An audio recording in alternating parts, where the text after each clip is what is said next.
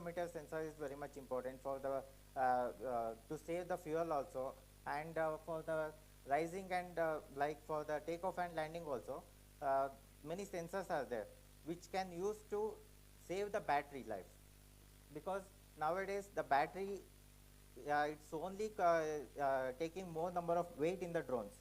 So we need to reduce the weight of the drone to keep it more durable, because the maximum amount of flight time is 40 minutes to 50 minutes is there for the quadcopters. For this kind of fixed wing drones, we can fly till 2 hours, 3 hours.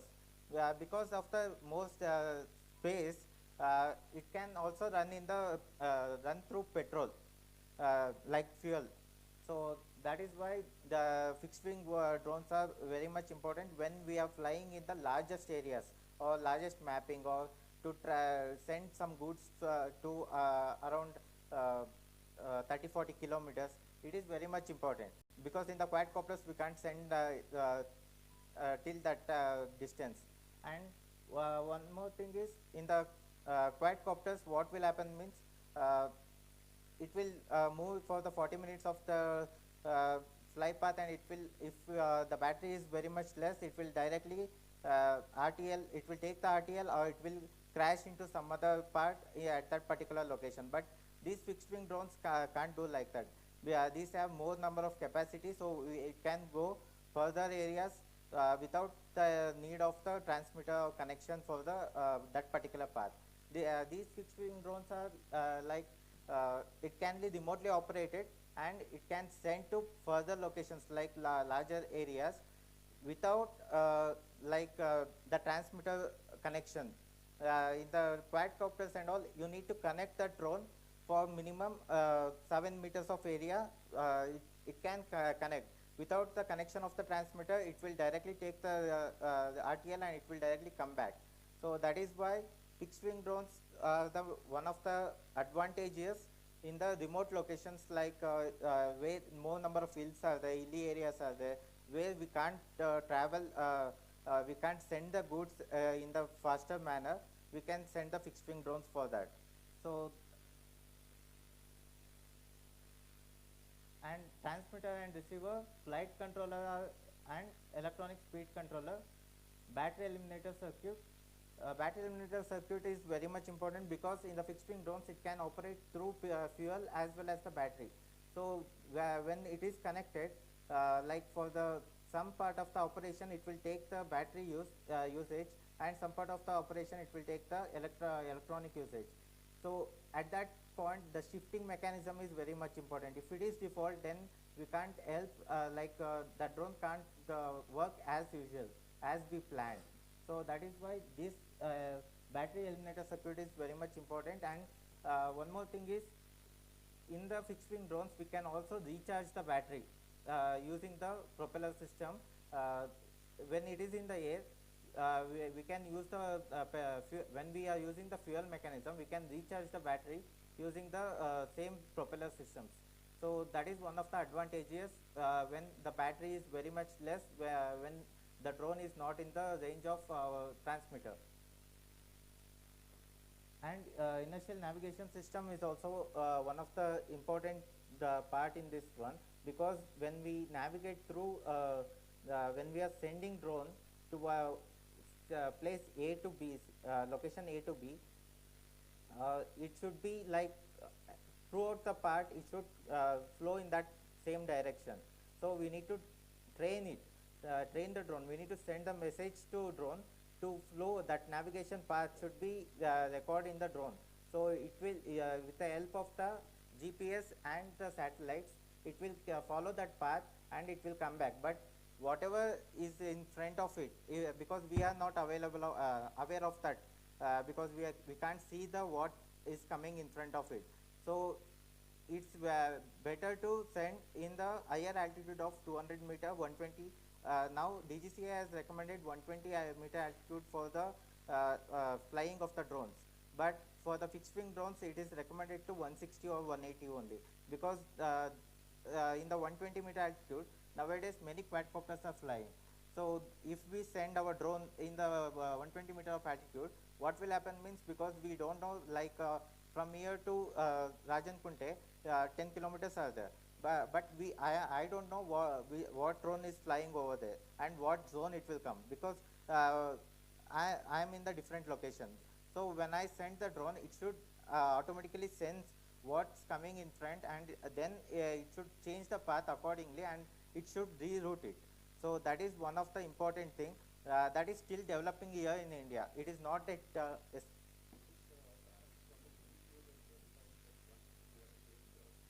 no, sir. Initially, it was openly allowed, but after 2022, right, I think. So after that, they have made 120-meter altitude is the limit for the drones. Above that, we can't fly. We don't have permission for the drones. So many drone manufacturers which are coming under the DGCA certified, which are drones coming under the, like they have certified in the DGCA, no? Though all those drones are limited to 120 only. We can't raise the altitude in the applications. So the software is only limited to 120-meter now.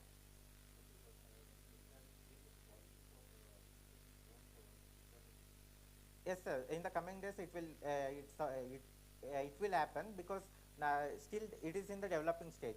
Even the zones are also they are developing right now, because it is not already for few areas they are marked as a red zone, but entire city is the red zone now. But in the city also now, the Swiggy, Zomato, and everyone is trying to send their passes through drones. They are trying to implement the drone technology in the many supply chain managements also. So the rules will change, but it will take time, sir. Flight controller. So flight controller is each manufacturer having the different kind of flight controllers, but it will be based on one open source software called Mission Planner. So based on that only, they are designing their own softwares, but they are implementing many other zonal management and satellite management, GPS management, everything they are integrating.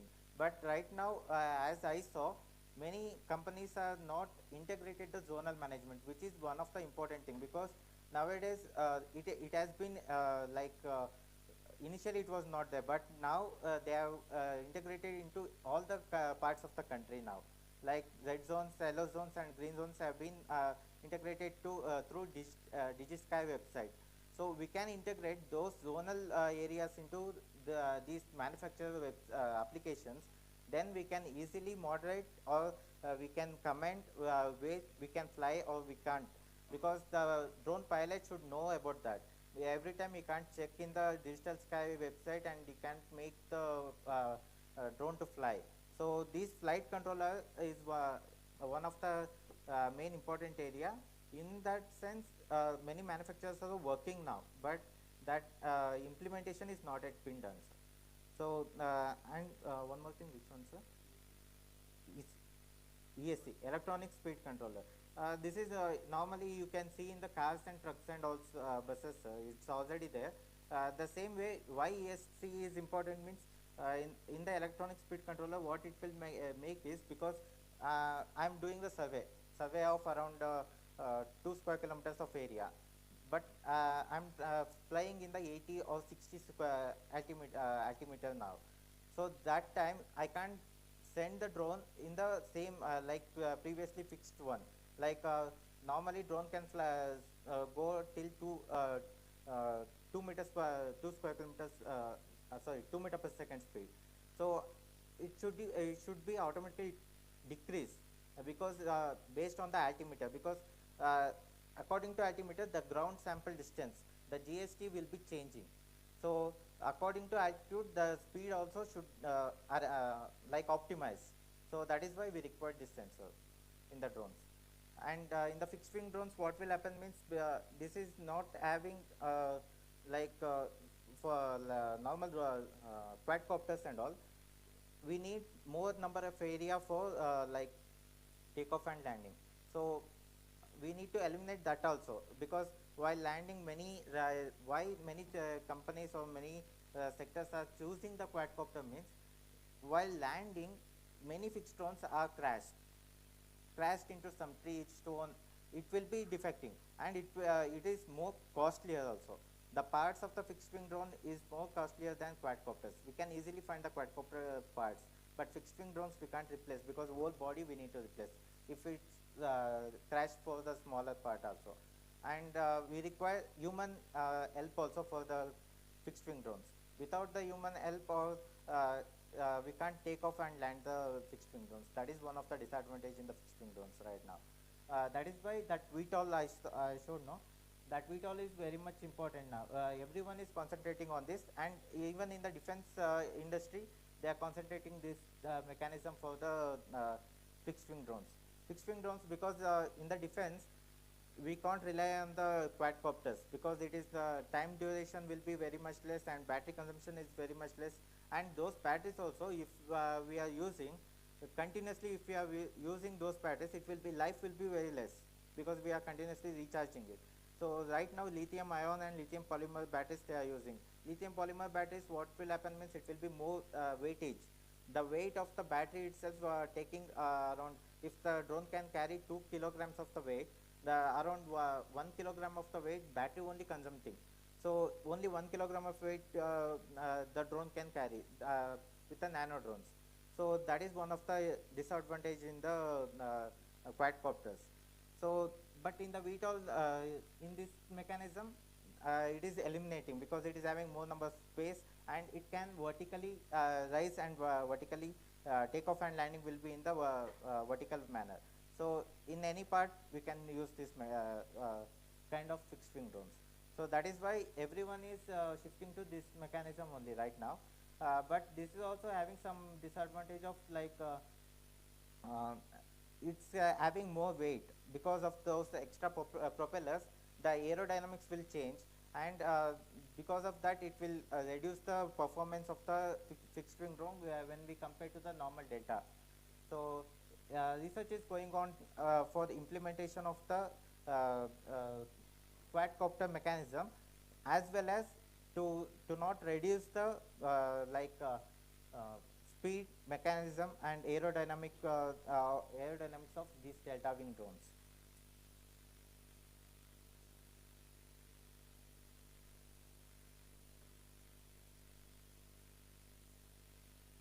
So like I said, the operation of the fixed wing drones are like the propellers is enough to generate lift a fixed wing drone, only requires the energy needed to propel it forward. Like while takeoff and landing, it is required some energy. Like where we need to push, everyone we fly the kites, right? The same mechanism we are using in the fixed wing drones. While we are flying the kites, how we throw the kite no to the air, in the same mechanism we need to throw the this one fixed wing drones, then it will carry with the wind. If the wind is good, it will take, like it will forward in the same direction, and it will reach that particular location. That location also we used to call it as like flying path.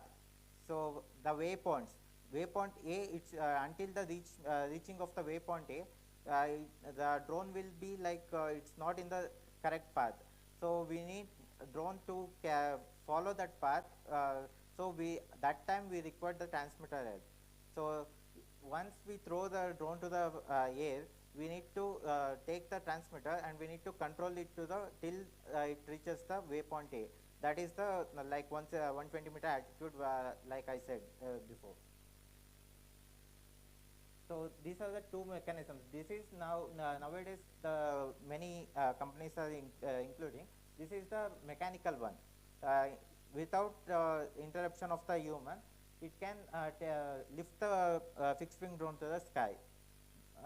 Or else, like this way, we need to push the fixed wing to the sky. It reaches the sky with the help of the human only.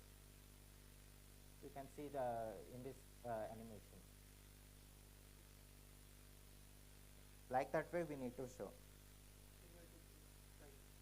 Yeah, similar to kite only. So what will happen means, in the same way it will come and it will reach, like when it lands here, if the surface is smooth, then fine. If the surface is like hard, some rocks are there, or because many times we used to fly our drone in the like some roads or some cross terrains only, not in the like in grasslands. So what will happen means it will directly hit the, even the road also, if it hits the road, definitely the damage will be happening. So it will damage the payload, because in the bottom the cameras will be there, that will be damaging. If the camera lens is damaged, again it will be more costly. Like drone cameras is nowadays it's costing around 1.5 lakhs to 2 lakhs. It is not less, because of the it should weigh less. uh, the people are innovating the many like technologies. The more the less in the weight of the payload camera means the more in the cost, because that is the latest technology. Why still it requires more time to reach the mass production, then only we can expect the camera payloads like drone cameras to be in the lesser cost. Until that time it will be very much high only. So normally all the parts, even the drone, including the drone frame, because that is made up of the carbon fibers, many times in the carbon fibers only, because that is the lightest material we have right now, with the more number of strength. With even for the propellers we are using the carbon fibers. So carbon fiber, since we are using the carbon fiber, the cost of the material is also high. So the frame of the drone, propellers, everything will cost around like 1 lakh, 1 lakh 20,000 like that. That is why the drone is costing around 5 to 6 lakh for the like certified drones and all, minimum. Uh, Below that, if we want means the propellers will be plastic, but it is not a durable. We can't use it for the longer period, and the usage of the drone will also be very much less.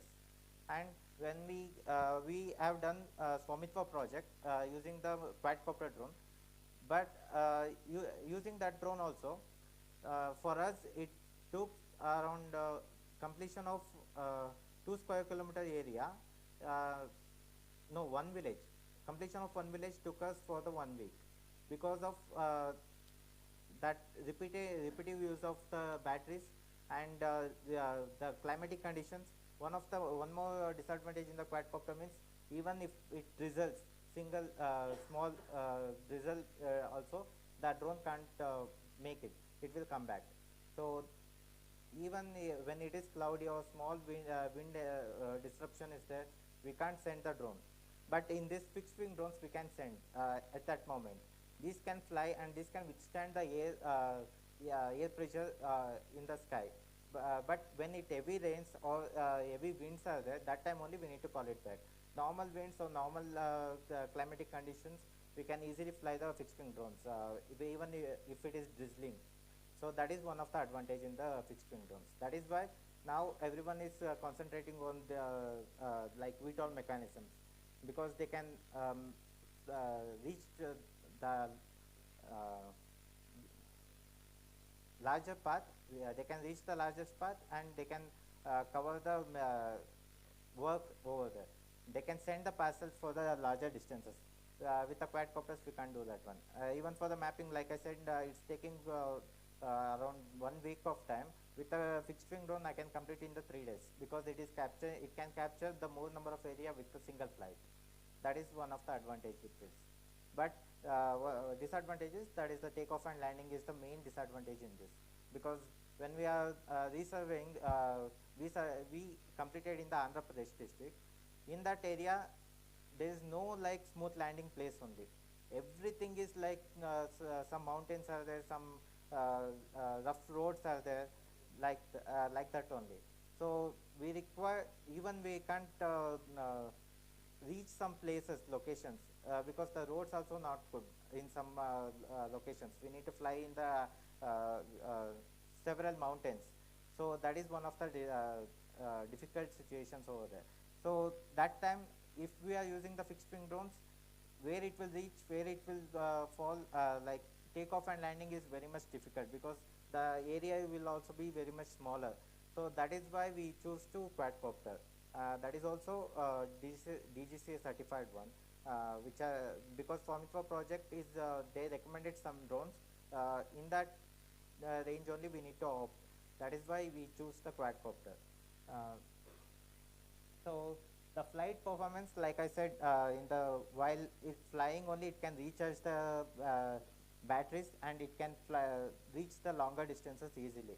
And the performance of the fixed wing drones compared to quadcopter is uh, it is more useful when we need to send more number of parcels or goods to some distinct locations which we have like 20 kilometers 30 kilometers of distance.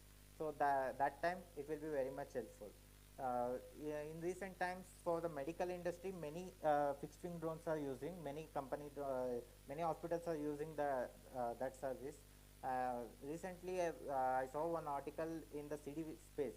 They are preparing one defense mechanism of VTOL drone, as well as they have one fixed wing drone that they use that fixed wing drone to send the medical supplies in the corona period 2020.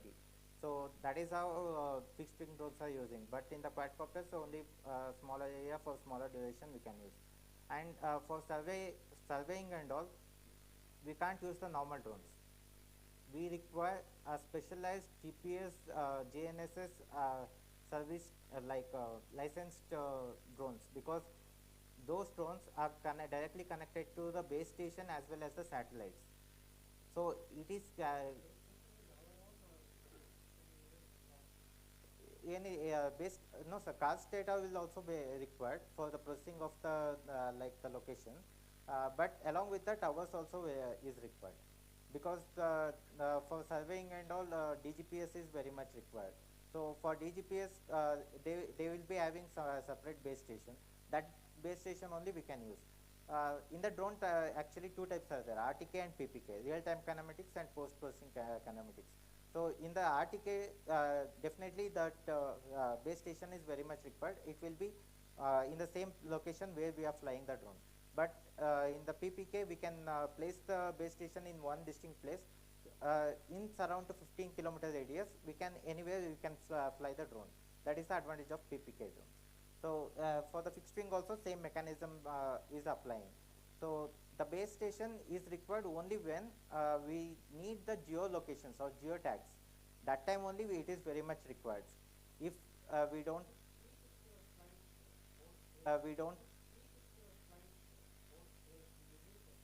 sir? Yes, sir. Yes, sir. Yes, yes. Waypoints are in the mission planner. We are using that one, sir. So that is coming in the next slide. So that is why the base station and the antenna is very much important. In the drone also we use GNSS antennas, which will be connected to the base station as well as the satellites. At a time minimum 22 to 24 satellites should be connected. Then only we will be getting the accurate reading of the geolocation. Or else the reading will, we need to refly or we need to reconnect the drone because of the geolocation disturbances. Because in the project called Swamitva, it is a resurveying. Even a small disruption in the parcel areas or survey numbers, when we are distinguishing, even a small disturbance in the lat long values can make that path parcel or surveyed area to be for the different person. So that is why the accuracy of the lat long values is very much important. So government has fixed for the 3 to 5 centimeter of accuracy for this mapping. So in this mechanism, using the multiple base station as well as the DGPS system and the cost data, we are getting the less than 3 centimeter to 5 centimeter of accuracy.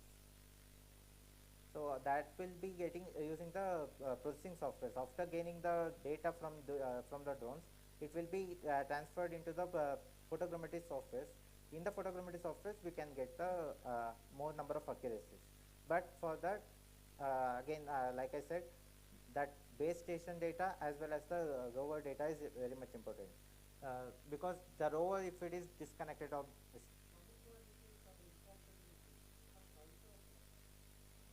Dishank, I don't know for that.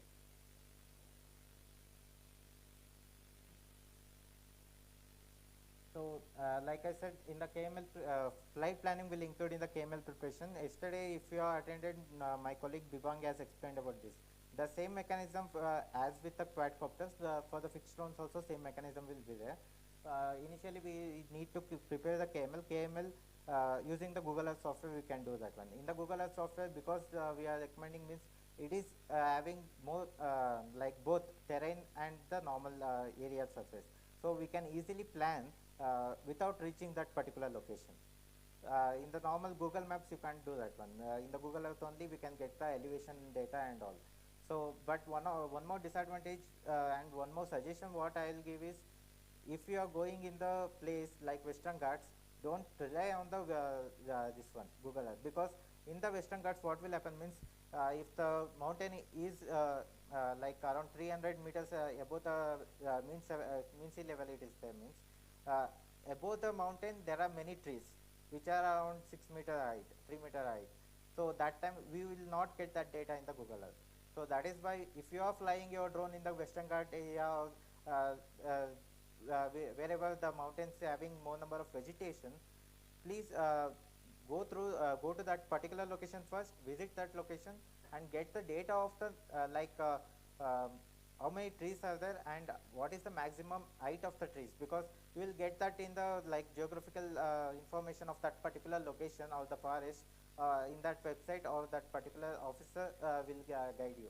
So then only you need to plan accordingly uh, before flying the drone, because if you are not keeping that in mind, what will happen means the drone will go, but it doesn't aware of the trees, it will directly hit the tree. And a small, like, it is not like required to be like completely it touch the tree also. Even the branch of the tree, if small part of the branch also if it touched, it will imbalance the drone, because the drone is very much lightweight and it is due to that propulsion it is flying. So if a small disturbance in that, it will cause the drone to the crashing. So crash landing will happen. At that moment, we can't even reach that particular location when we are in the like remote areas and all. It will be very much difficult to identify the drone and get back it. So that is also one of the disadvantages with the fixed wing drones. It is very much difficult to identify when it crashed. So CP and GCP checkpoints. So identification of checkpoints for different application, different purpose, we are using that one. Checkpoints are nothing but in the survey, we for the accuracy purpose we use the checkpoints and GCPs. But when you are flying the drone for the longer distances, for the parcel delivering or some other purposes, you need to identify the checkpoints to make sure the drone has crossed the checkpoint.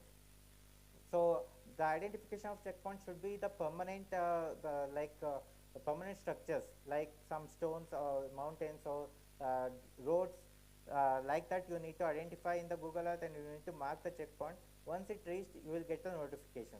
The drone has crossed the area.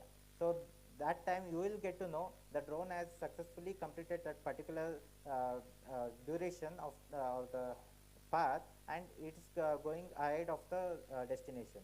So that is why checkpoint identification of checkpoints is very much important. And sometimes what will happen means in the Google Earth, because that data is around 6 months or 1 year old also will be there.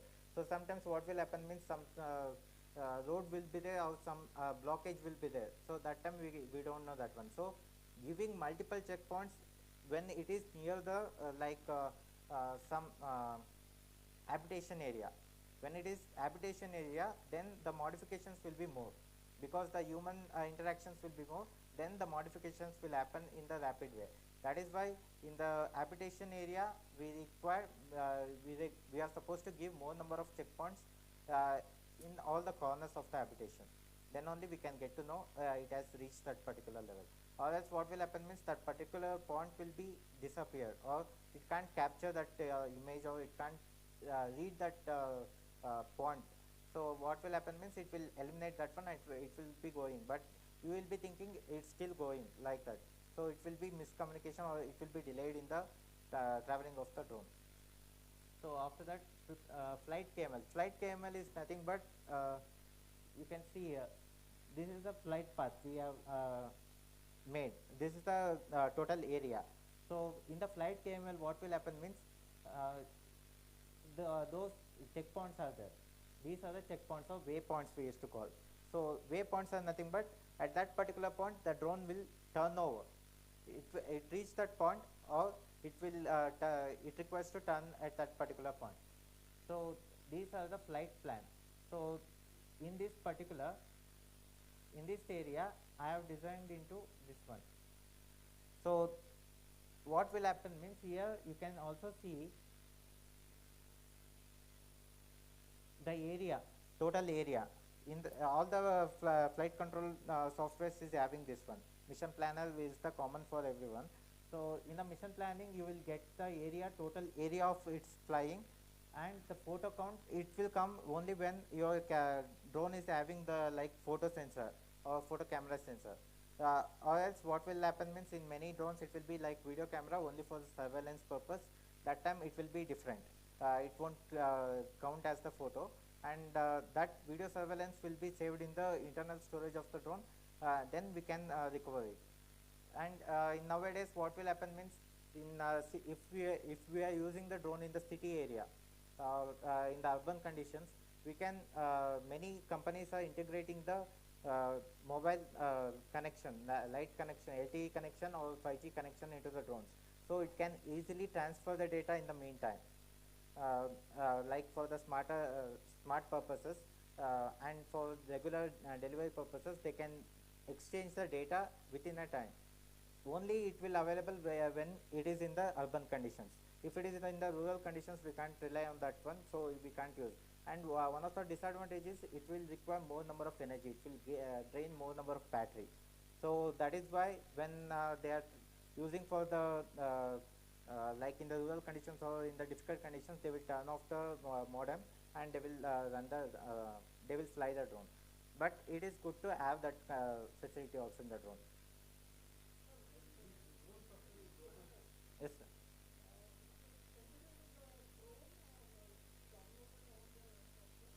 Sir, it should be downloaded in the in the laptop. You need to have that one. Drone manufacturers will only give that one, sir. All drone manufacturers is having their own mission planning softwares. So they will provide that one. And some manufacturers is also having, like in the mobile phones also you can design, sir.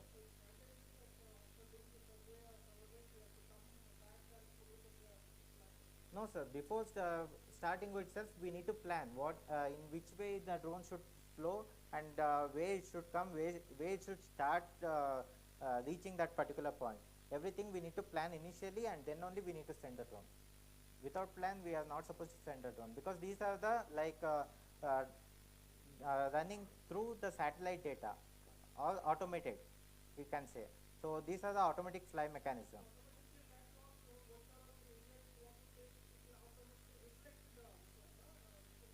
Yes, sir. It will reflect. When it reaches that particular point, based on that lat long values in the Google Earth, because that's why we are using the Google Earth software. So in that we can easily find the lat long values also. Yeah, in the Google Earth it's available. So the same Google Earth data only it is taking drone. So once it reaches that particular lat long value, it will reflect us back in the system. So we can see in the software also, we can see where the drone is going. Actually, once we start, the flowing of the drone will also be visible in the that particular path. So we, yeah, a waypoint we can say. See here, this is the drone. This is the home location. That is where from where I am starting up my drone. So once it is going towards the first waypoint, that is the entry point. So once it reaches the first waypoint, then by this time it will reach that 120-meter altitude. Initially it was slightly like slowly it will reach this point till the once it reaches this point, then only it will be in the 120-meter. Until that time it will be gradually it will increasing the altitude. So this like this way the drone flowing will be recorded. Once it is flowing, we can also see in our laptop or mobile phones where it is going, and in some drones we can also see what's in front of the drone. Yeah, live integrated also. Yes, sir. But in the urban sector, actually, we can't use the drone for the now they are banned in everywhere. In the Bangalore city, actually, entire part of Bangalore city is red zone now. You can't fly a single drone in the Bangalore city now. If you are required to fly, you need to take permission from the DGCA as well as nearest police station. Without informing them, if you are flying means your license or your drone will be seized. That will be there. And one more thing is DGCA as mandatory. They are mandated flying. If you are flying the drone, you should be the certified drone pilot. If you are not supposed to fly the drone. So that is mandated now. So that is why the drone pilot licensing is very much important. Nowadays, many companies are also applying for their employees. They are only making that possible because in upcoming projects and all, without drone pilot license, they won't issue the project itself. That has been mandated. So in the like from airport, 12 kilometers radius, it marked as a yellow zone. So in the yellow zone, actually you can fly, but up to 120-meter altitude only they have recommended, and you should take permission from the airport authority. Uh, uh, that time the police verification is not mandatory, but airport authority permission is very much required in the yellow zones. In the green zones you can fly, but nowadays what will happen means, since they have make it as 120-meter altitude is mandatory, some like living good areas like villages and all, what will happen means people will be like someone is doing something because they don't are aware of that. So that is why it is recommended to get permission or inform to nearest police station before fly is the very much requirement. Or else what will happen means they will think someone is doing something, and it will make it as a, once the complaint has come to police department, without permission if you are flying, your drone will be seized and you will be prisoned. That's why. So it's better to take permission every time when you are in the field, you are flying means.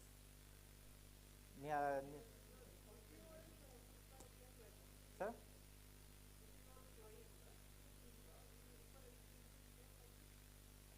for which one, sir?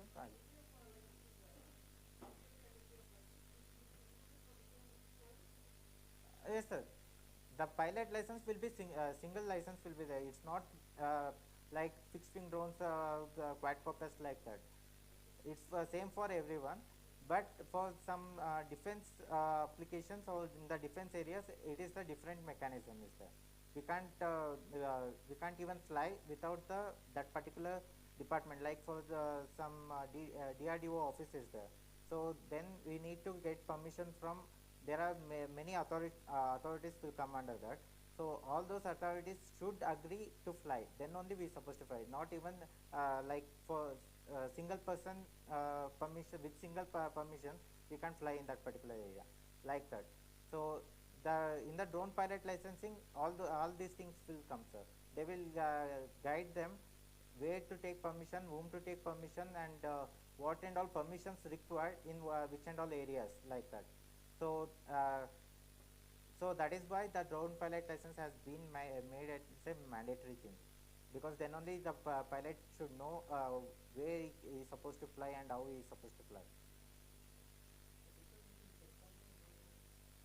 So waypoints are like turning points or the reachability. Now we used to say like in the Google Maps when we navigate, waypoints. In these checkpoints, are not marked. Checkpoints we used to mark like in the permanent structures. When it is required, we used to mark GPS points. GCP, sir.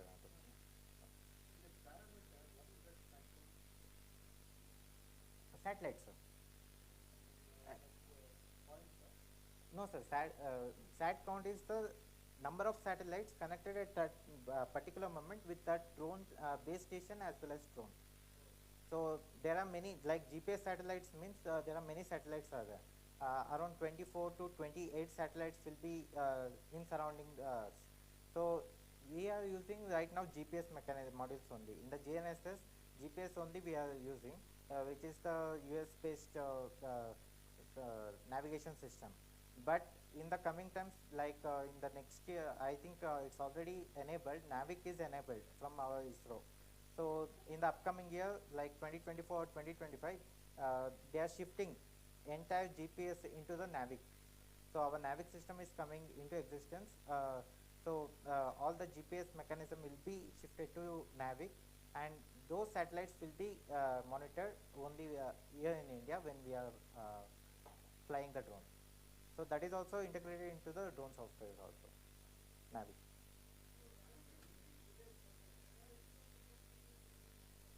Yes, sir. But it is the sensors have been the satellites are already in the operational, but it is not in the like for the application level for the public, common public. For the government purpose, it is used. It's already in. Yes, yes. Both are same satellites, but in the NAVIC, what will happen means the more precision will be available because it is only concentrated into our country. GPS are, sir? Yes, yes.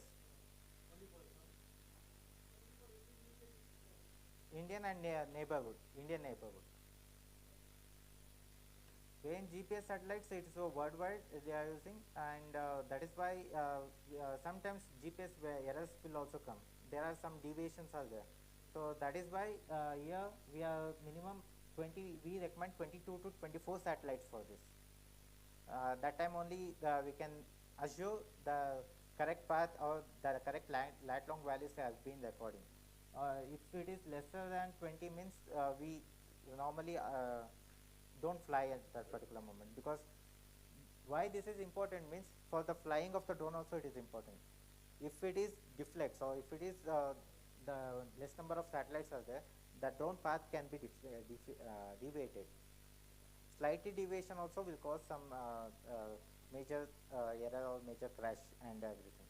That is why having this or watching this is more important when we are flying the drone. Satellite counts are very much important. Hmm. Yeah, because for the survey, what photogrammetry softwares will use is both videos also we can implement, but when we insert the video, it will convert that video into the photos. So instead of doing that, it's better to use the photos itself, because the photos it will reduce the storage space of that particular operation, as well as it will speed up. That is why we recommend photos for the surveying or mapping, or we can also use the drones for the modeling, 3D models. We can take pictures of the entire campus and we can put it for the processing. We can generate the 3D model and we can inspect the buildings also using that 3D modeled thing. And we can also plan for some changes. If I want to change some here, instead of this particular location, because it is a geo location specific models, it will directly integrate into that particular location or the map. It will come. So when we need to change, or if we are planning for some changes, what will happen means when I'm using like I have prepared one building plan or building model in the Revit or the 3D Max or the SketchUp. So I'll implement that into this particular software, and I can plan whether it will properly suit in that particular location, or should I make it some changes. Everything we can easily identify using the this kind of drone operations. So that is why in the upcoming areas, in upcoming days, the drones, the usage of drones in the construction industry will be high and will be more useful. For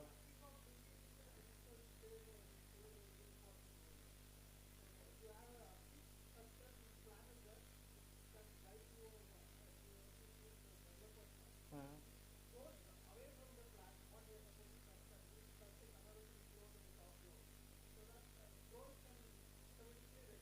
Yes, sir.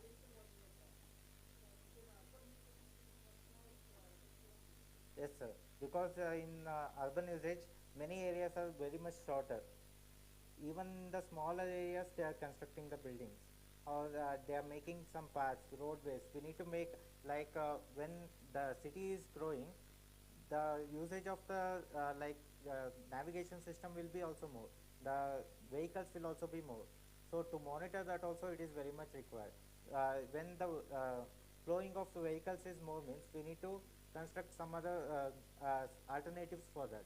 Or else what will happen means it will be like for the traffic jams and everything will happen and it will delay in the productivity of that particular city itself because of the delay in the transportation.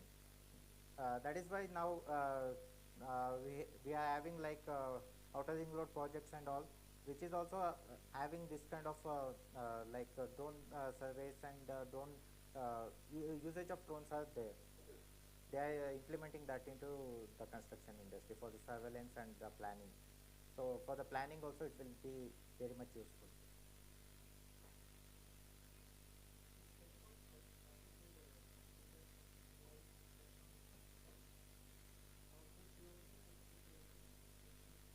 Yes, sir. Like if I'm flying in the like my point A to point B, the location is around 1 kilometer means every around 200 meters I can make one checkpoint.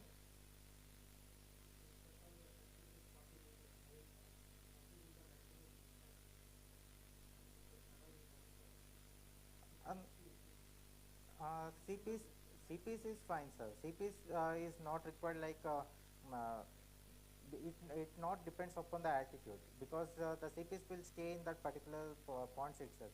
The coverage of that path, the drone, how much area that covered.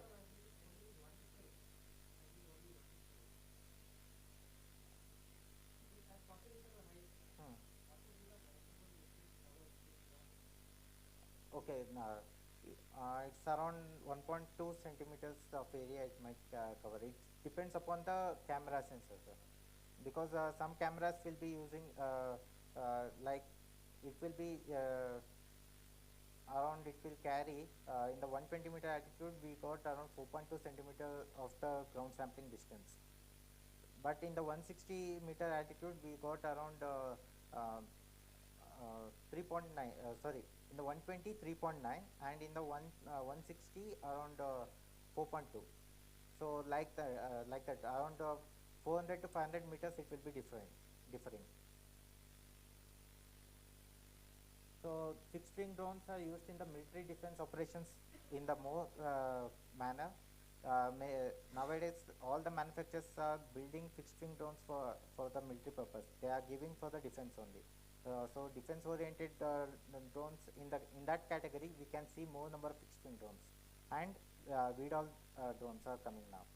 So and delivery of medical supplies like I said earlier in the remote locations like in the hilly areas like Sikkim and everywhere we can't reach the area quickly quickest as possible, so that time we can send the drone and we can make it possible for that particular location and patients.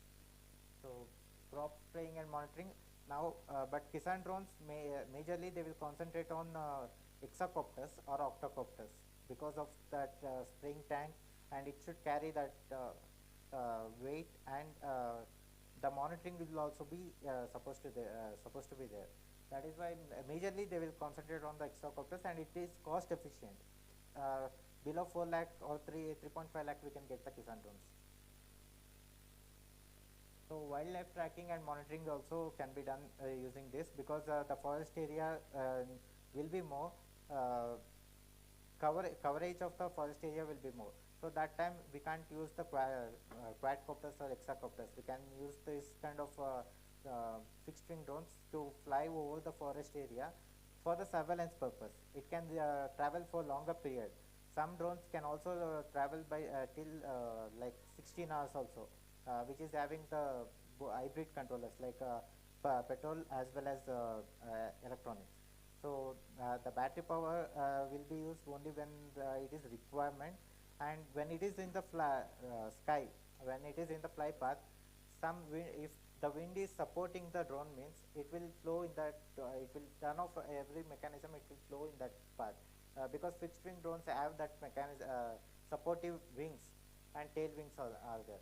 So it can help the drone to fly with the air, but quadcopters can't do that one. So that is why for the longer duration, if we want to surveillance or we need to reach that particular area, we can use the fixed wing drone. Tracking and mapping of wildfires.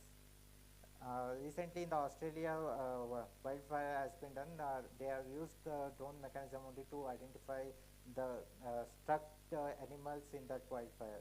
To rescue that one, they used the help of the drones. And at that moment, they can also some companies, they are using the fire extinguishers also. It can be implemented in the fixed wing drones because it is having that more number of free area to keep that what we call fire extinguishers and all.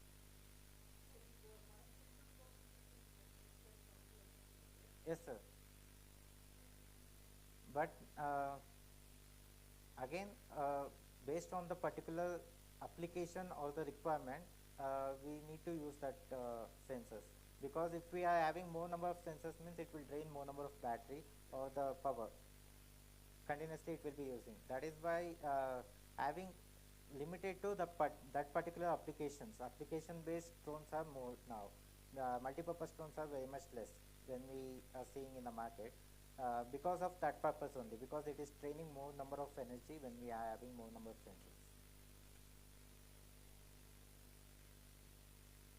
So reforestation, these are the after wildfires happen, and some or in sometimes what will happen means central government projects will also come in the highways, and everything will come. That time the modeling, the planning should be there.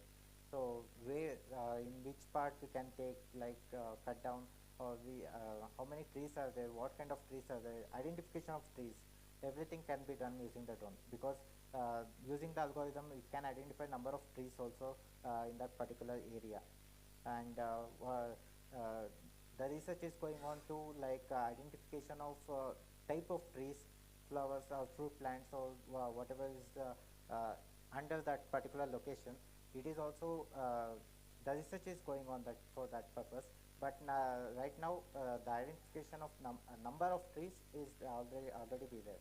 So the drones can identify how many number of trees or plantation in that particular location is there, and it can determine what will be the loss if we cut down the trees, or whether we can replant those cut down trees to different location nearby, or any other planning is required. Everything can be, we can get from one single output of the drone. So drone output is multi-purpose and multi-useful. So with one output we can make it for we can give that data to many departments, and those data can be used for many multiple purposes. So in that regard, the drone is very much useful. And radio and remote controlled. These are transmitter controlled devices. Like it is not satellite based, or automatic one which I have said. These are the remote controlled transmitter. So we need to be near to that particular area. Okay, I've done two more slides. So we require our drone to be in the in our eyesight. We can that time only we can use this one. This will be used like you all I think in your recreational purposes we use, right? So many quadcopters are there, but many small fixed wing drones are also there, which we can use for the recreational purposes like video capturing, video filming. That time we use the remote controlled one, because it is not requirement of there is no requirement of automated one when we are using the drone for the capturing of photos, pictures, and videos and everything. Delivery of freight and cargo. So this is the major application in our country. Also many freight companies also trying, and in the foreign countries like Domino's, already they have started delivering of the pizzas with the drones. So in India, why it is not possible means the air flight management is not there for the drones. So if more number of drones come into the air, then air flight management is very much required, and one authority should be there to maintain that complete path. Without that, we can't enable this service in our country. So for that some time will take, but uh, by 2025 or 2030, in between, we can also expect in our country the many deliveries can be done using the drones, because that is possible, and it requires only a small management, like traffic management is required. Once it is done, we can use the drones for our cargo deliveries and all. So it will save time, and it will save more number of like it will reduce the traffic in the urban areas also. Yes, sir, it has already started. Like they are giving this opportunity for many organizations, and they are researching actually, because even in the advanced countries like US, recently in the 2019 or 2020, they have implemented the air traffic management for the drones. The company called Airbus, they are managing this one. So it is also not been completely developed. They are also researching on it, because it is very much difficult to make it for the drones, because it is under the 120-meter altitude, and because in the like air traffic management, uh, the airport authorities are there and number of flights are there. So using that they can monitor everything. But when when drone management will come means, the number of players will be more, and the number of usage and number of applications will be more. So that time it is very much difficult.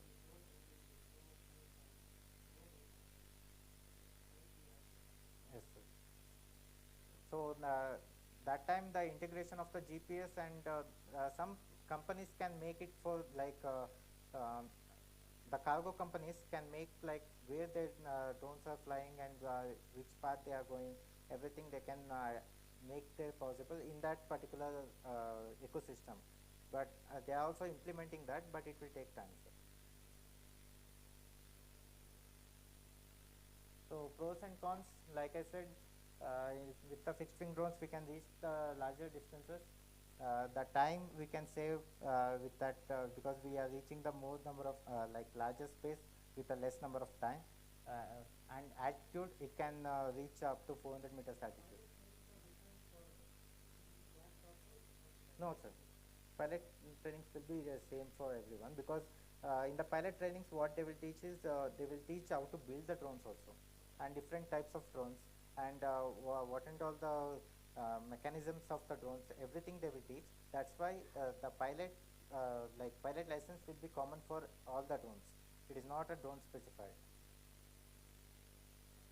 And capacity, the storage capacity will be more with the drone, and design is also one of the pro and advantage, because it can fly with a minimal energy and speed. Disadvantage is takeoff and landing, because it is not having any proper support for that, and the cost will be more. Even a small damage can cost you more, because the purchasing of drone is one way, means the servicing and the maintenance of the drone will give you like another 2 to 3 drones at that particular 1 year of the time. That that's how the drone management will be there. So that in 1 year you will be spending minimum around, if your drone is 5 lakh means, you will be spending minimum 2 lakhs for servicing and maintenance of the drone.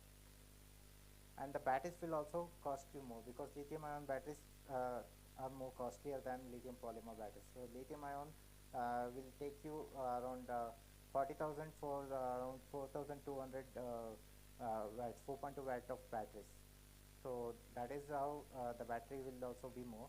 Uh, that is why the cost management is one of the important thing in the drone ecosystem. That is why many people are looking for the quadcopters instead of the fixed wings.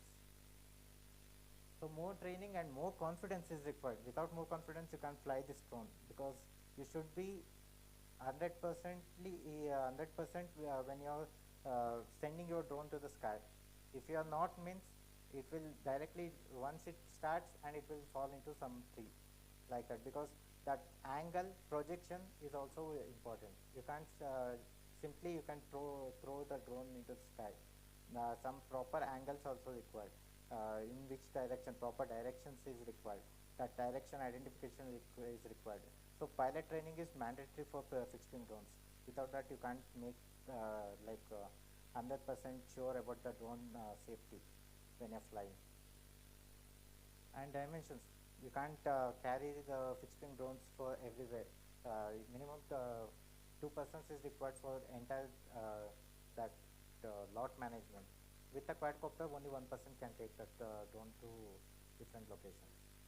Like that it will be. That is why that is also one of the disadvantages of the fixed wing drone. These are the references I have taken for this one. Thank you.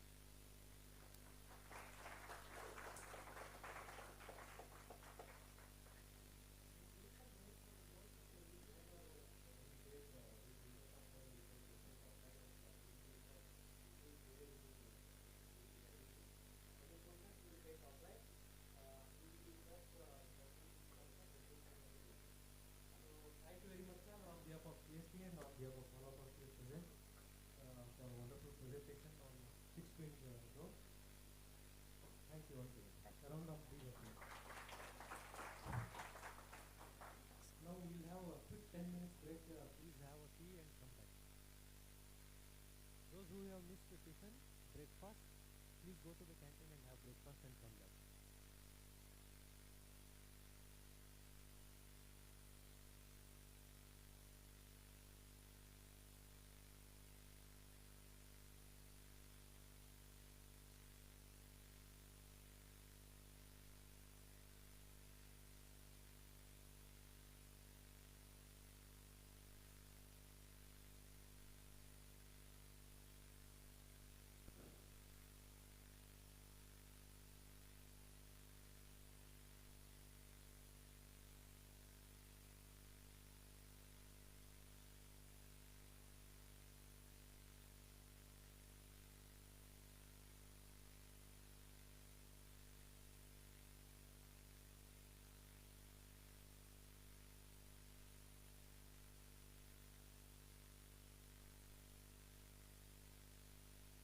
Before beginning the talk, let me give a brief introduction of his academic and professional excellence. Dr. Puranik has done his graduation from the very renowned engineering college in Bangalore. UVCE, I am sure all of you know. Sir is a product of UVCE. Then he did his masters in computer science from UEW Medicine, United States of America. Later he has done 3 doctorates in engineering. Doctor of Engineering from Cranfield University in the UK. After that, again Doctor of Engineering from Brown University, USA. After that, Doctor of Engineering from CDE, Singapore. He is in the expert committee of cybersecurity at the following international organizations like BIS, ISO subcommittee for defining cybersecurity standards for UAS, civilian and military use, then ATMSA, USA, then European Union Agency for Cybersecurity, Athens, Greece, and Military and Aerospace Cybersecurity Group, USA, then IIoT Consortium Cybersecurity Group, USA. He has developed a product framework like cyber forensic analysis of advanced persistent threat and DDoS attacks, and artificial intelligence enabled extended threat detection response, then cyber physical security for Industry 4 at MedTech, and cyber intelligence framework, electromagnetic spectrum operations for space and military applications. Dr. Puranik has more than 37 years of experience at senior management level in global IT industry. He is also internationally certified ITIL Six Sigma Security and Project Management professional. He is an advisor in the cybersecurity and artificial intelligence to governments, multinational companies, universities and institutions across the world. In fact, I am very proud to say that he has traveled across 150 countries across the world.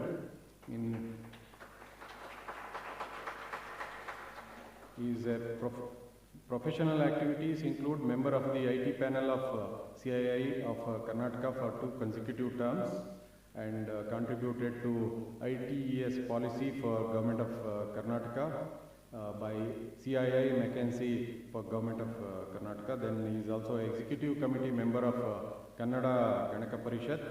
He has in the past 26 years developed Kannada language software for use in television, ATM, industry, web portals. I am sure all of you would use ATMs. In ATM you get Kannada things. Dr. Puranik has developed it for. He has developed software for ultrasound scanning, MRI and CT for health care. He has given 150 episodes about cyber security awareness for common men from Zee Kannada News channel. He has given more than 200 radio, television and webinar programs and academic activities or recognitions, I must say. I am very proud to say he is one of the honorary fellow of Karnataka Science and Technology Academy. He is also a member of Board of Studies of UG at VTU Karnataka, then member of Board of Studies for PG VTU Karnataka. He is also a member of Academic Council, Central University, Vijayanagaram, Andhra Pradesh. He is also a member of Expert Committee for Engineering Textbooks in Kannada language as per NEP at VTU. He is also a member of Governing Council, National College Karnataka. He is also Chief Editor of Encyclopedia for Computer Science at University of Mysore. He is also a member of the Governing Council of Nagarjuna College of Management. Major awards and recognitions that he has received include Karnataka State Government Award in 2018 for his best book on science and technology. In fact, the award has been instituted by KSTA. He is the recipient of the award in 2018. He is also a recipient of the prestigious Eminence and Excellence Award for exemplary contribution in information technology from IBM. He is also a lifetime recognition award for contribution in science and technology from Kannada Sangha NAL Bangalore. And he has been the recipient of awards and felicitations for innovation and contributions in field of IT and several government and multinational university companies. With this very brief background, I request Dr. Puranik to come over, take over the stage and deliver his talk on cyber security for the world.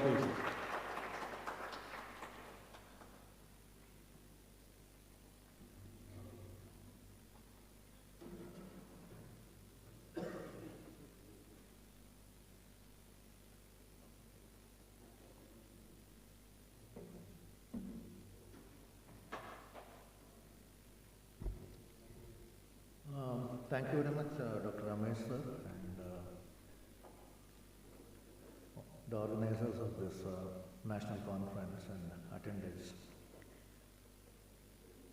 It's always been a great privilege and honor to me to be here at KSTA whenever occasion demands and share my expertise with in the different forums and different seminars organized at KST. Today, I've been asked to talk about cyber security for UAV. A common language or common man's language is drone, but from industry perspective, we either talk as UAV or UAS. So I'm deliberately not putting the drone out there, but you can assume it also covers whatever you've been hearing about drones so far. So a couple of things here. Most often we are focusing on increasing the application of this UAV technology in India for different purpose. We keep hearing that military applications are increasing, and a lot of Make in India initiatives are there so that we make some of these products in India itself. So there's a lot of push for developing technology within India. Also, a lot of startups are working in that field. But I don't know, for whatever reason, the progress or whatever incremental achievements being made in this field by only eminent institutions like IIT or DRDO are getting a lot of highlight in the media, but equally important work being done by startups and entrepreneurs is not getting that way kind of visibility. That's very sad. So with that background, I'm talking here about need of cybersecurity and what's happening worldwide in spite of all things being considered, why cyber threat is becoming a major issue, and what are we doing about it in India.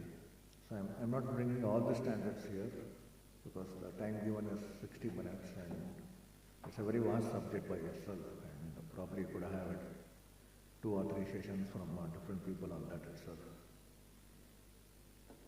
So any questions you have, I'll try to answer in the end, but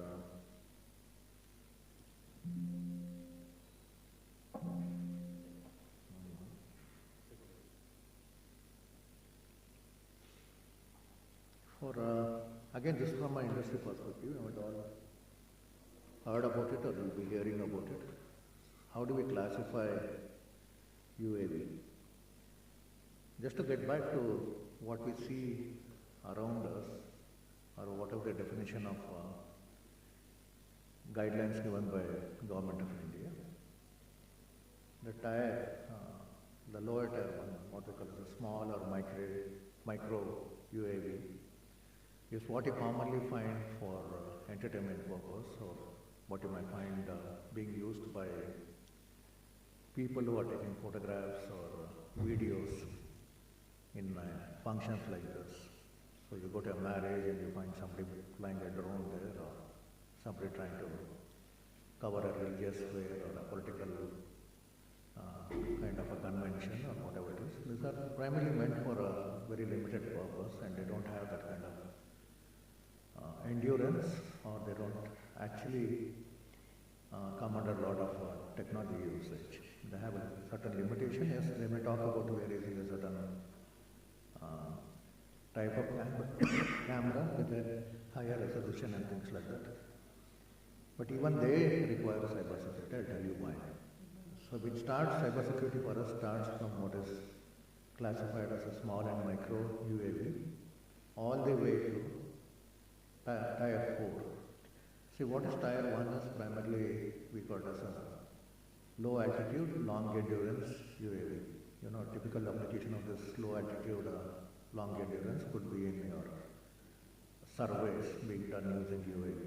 Maybe you're trying to survey for agriculture purpose, or you're trying to do it for city survey, like recently they did it in Bangalore.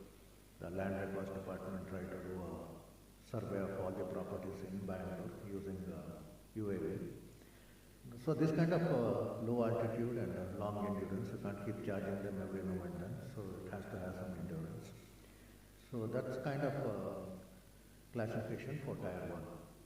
Now I'm here not talking about classification of India government, I'm talking about worldwide what is that we look at as standards. Now Tier 2 is primarily we call it as MALE.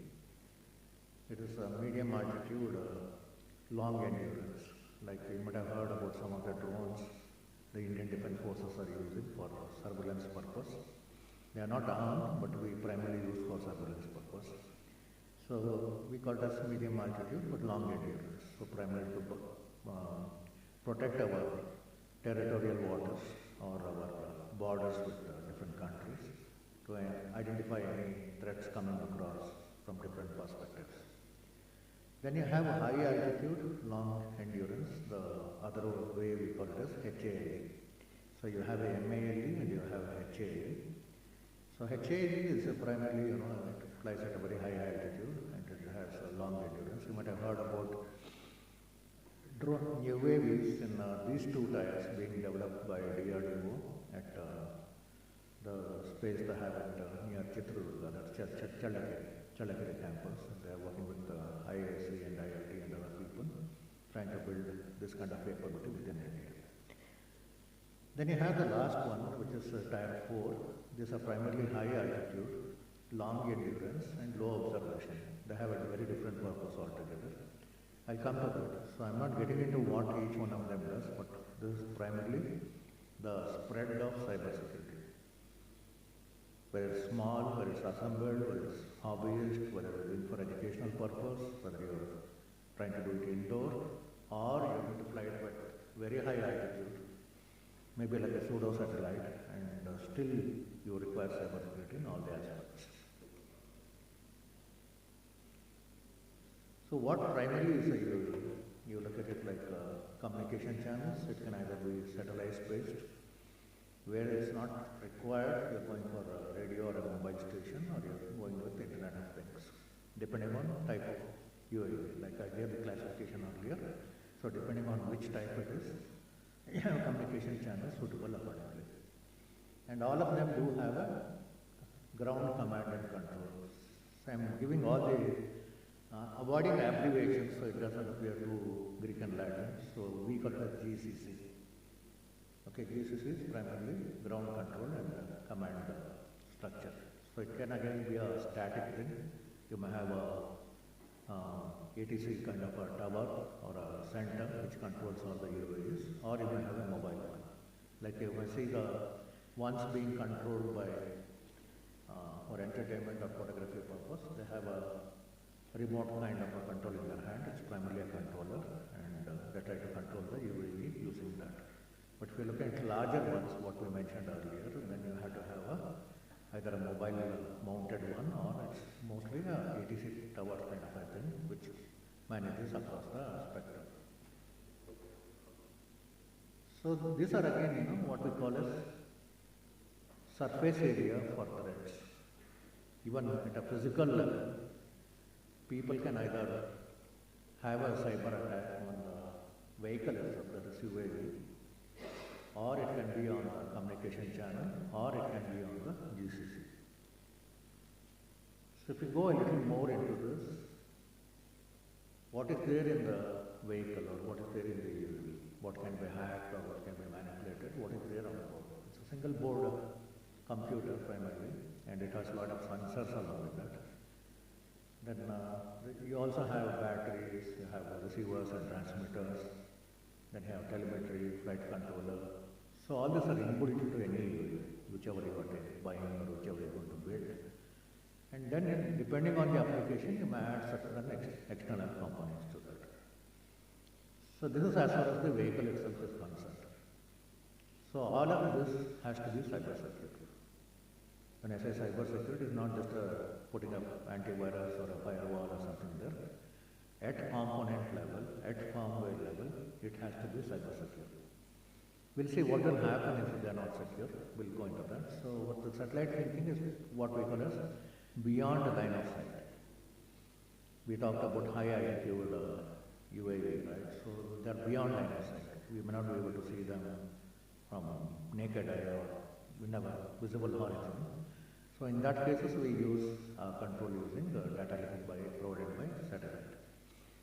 So different applications, different things. So again, we have a ground station, GCC I mentioned. So it can either be a client terminal, what is a handheld one, to talk about a very basic one, or you have something called as a ground control station. Like it has a proper infrastructure to control n number of UAVs at any given time. So these two are primarily going to form your ecosystem, depending on where you're going to use, how you're going to use. So let us look at what are the common cyber attacks that have happened so far. Common cyber attacks have happened on flight control. So second is on the gyro sensor and camera placement. And third is whenever there is an onboard flight or whenever the UAV is flying, people are trying to take control of it. That's we talk about onboard flight in the communication modules are being taken control, and power supplies are also being affected. I just give an indicative thing, so the list is very exhaustive, but I am trying to give you overview of where we need to look for cybersecurity. These are common attacks, not that they are not protected, they do have some protection, but people who are attacking it are able to overcome that protection and bring a lot of issues.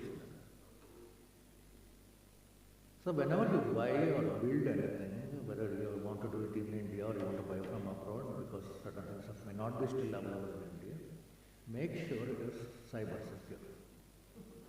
We always go with one notion, it's cheap, affordable, or serves my purpose.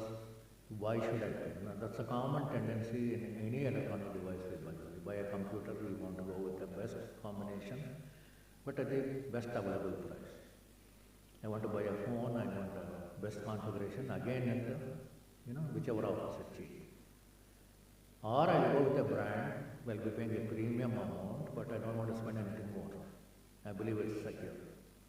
This mindsets have to change. These are cultivated thought processes there. Like a lot of people ask me whenever I talk about cybersecurity, people ask, it's only Android phones which are, unsafe. They can be hacked, whereas iPhones are very secure. I mean, the malware or cyber criminals don't care, simply don't care whether you have Android phone or you have iPhone or you have any other one. Their purpose is to attack. So there's nothing like a really secure phone anywhere. Same applies with all the systems in UAE. So let's look at hypothetically where the problem comes from. I have taken both the situations. I have taken a high altitude UAV and you take a low altitude UAV, like what we talked about the micro UAV, for example. First thing is they can be communicated or controlled using similar UAV. So you may have a similar UAV talking to them or may be able to control. If it controls what happens, whichever is the controlling UAV, we call it predator. And whatever is getting controlled, we call it a victim. So the way the cyber criminals or cyber terrorists use this, they run a predator which is not visible to you, and that controls your drone or whatever you think you are seeing. Not just a vehicle, it can also be controlling your communication, it may be controlling your data, your video feed. We'll get into that, what all they are able to do. Primarily, this is the advantage and this is the most important channel to be secure.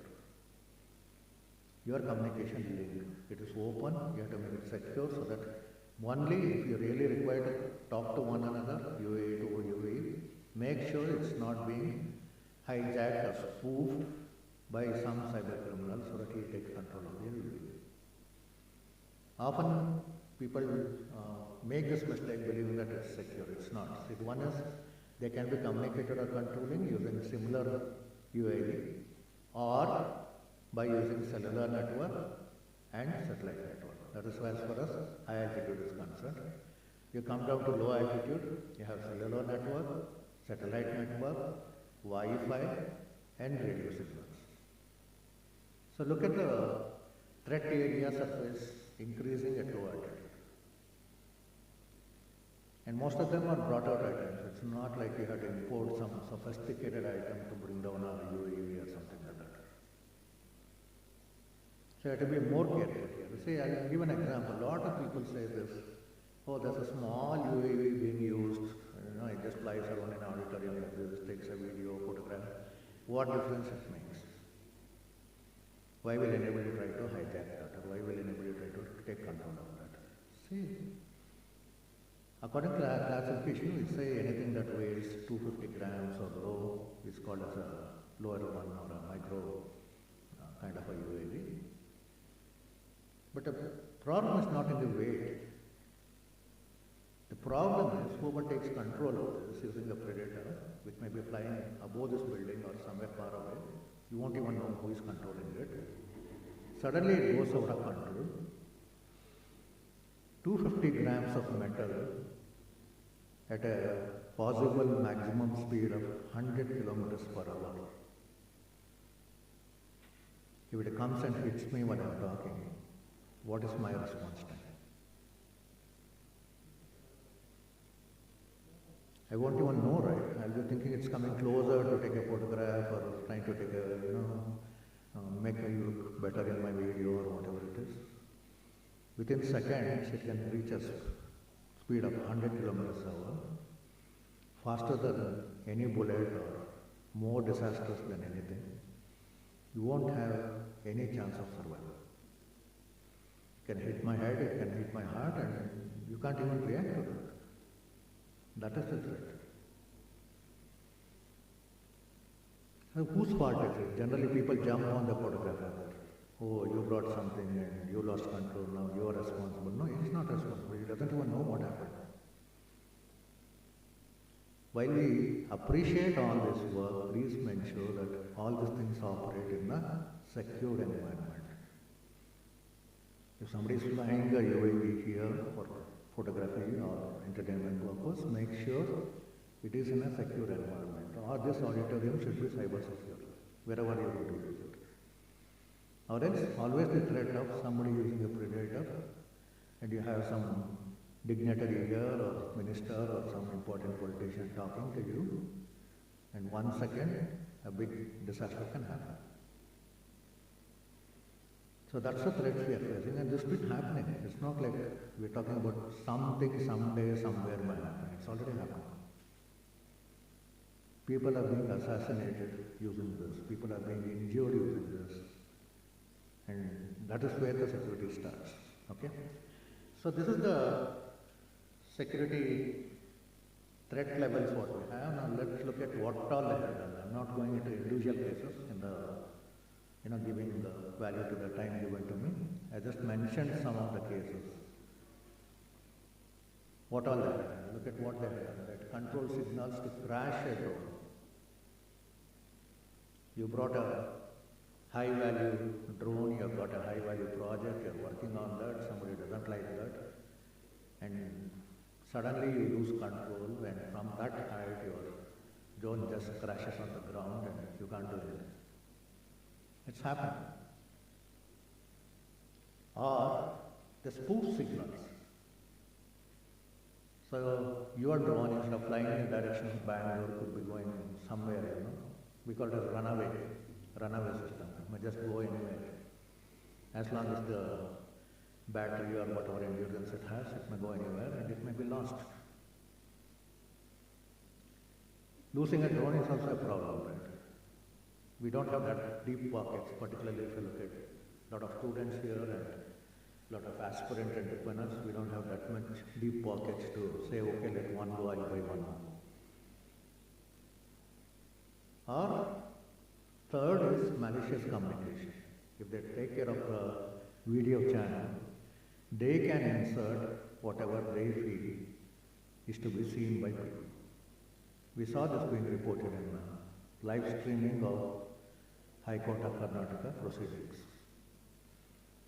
Somebody inserted something unethical there and it was shown in all the court halls, much to the embarrassment of the Chief Justice and officials in the court. So what happens then? You are probably taking footage of some agriculture farm and the people are happy. Suddenly you find somebody taking control and putting some other video input into that. So what happens? So these are all happened. I just taken, as I said earlier, I just taken the common things and we are trying to see what we can do about that. And that second is recording any individual person for spy or other purpose. See, this is again being used. Without consent, a drone can be made to fly closer to your apartment and try to take your photographs day or night. You won't even know that there's something flying and taking your photograph or your video. But thankfully, they don't have this arrangement with thieves in Bangalore or India so far, but in some countries this happened. They take this footage where the apartments are locked for some days and they sell it to the thieves and they come and steal and go away.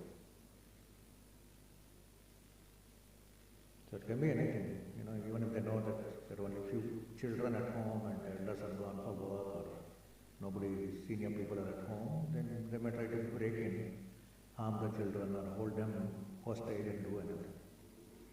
It's unethical, totally unethical. Nobody allows them to come and take a photograph or a video of anybody without consent, but they can do that and use that photo or video for any criminal work or any blackmailing purpose, anything like that. So that's one of the things that are happening. Manipulating of inputs. This is actually changing the GPS coordinates and trying to create a mission failure in the end. Okay? Or it could be even signal jamming. Signal jamming is more, in destruction of the drone, using it like what I mentioned earlier, using it like a weapon to injure somebody or harm some installation. Now this is frequently happening in some European countries. I don't want to name them, some busiest European airports. Whenever a flight is ready, given clearance for takeoff, these kind of drones appear from nowhere. They just come in. So when I come in the flight path, you have to abort the flight taking off. So they do it even when flights take a land. So look at the cost and the issues there, how many passengers are affected when flights are cancelled or rescheduled because somebody ran a rogue drone and disturbed the flights. They can hold the entire airport hostage. In certain airports they have done that. Literally no flight is able to land or take off. So that can happen anywhere. So these are some of the challenges what we are facing worldwide. So I'm not getting into scaring you more. Let's look at what's happening, how they're doing this. What all I explained so far, that's here. How do they spoof signals? How do they jam signals?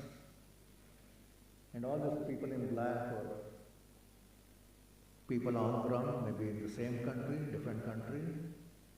Sometimes they're within the same organizations which operate these UAVs. Most of it is, we have found is insider work. For whatever reason, they're not happy, they didn't get a hike, they got angry with their boss or whatever. They want to teach a lesson and this kind of lessons are totally criminal.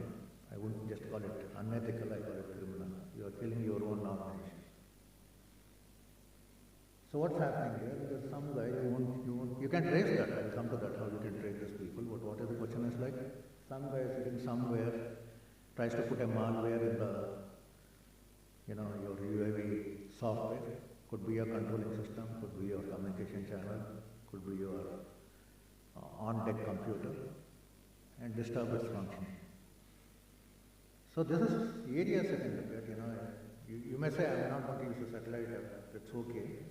But still, whatever you're going to use as communication, what we discussed earlier, if they are not secure, to that extent, your UAV is not secure.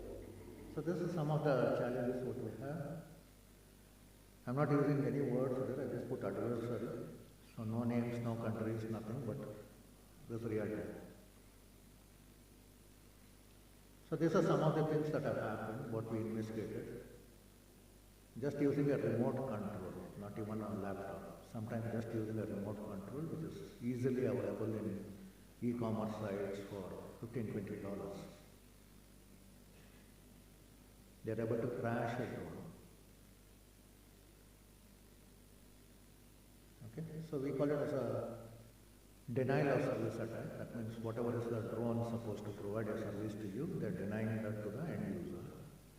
They can take control of the drone and trying to crash it ultimately or do any of these things what we discussed earlier. They may be stealing information, disturbing the information, changing the content as well, editing it, spoofing it, anything.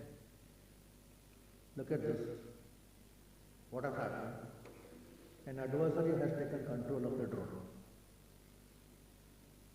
whatever control you have in your hand is not working.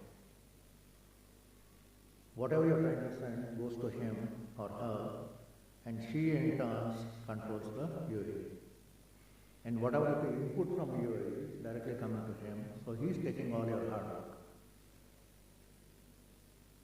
So what happens in this case is, how do I know if somebody's taking all this? What they get into a mode is video replay. Suppose I'm doing a survey of this campus and it keeps on showing back whatever backed up videos.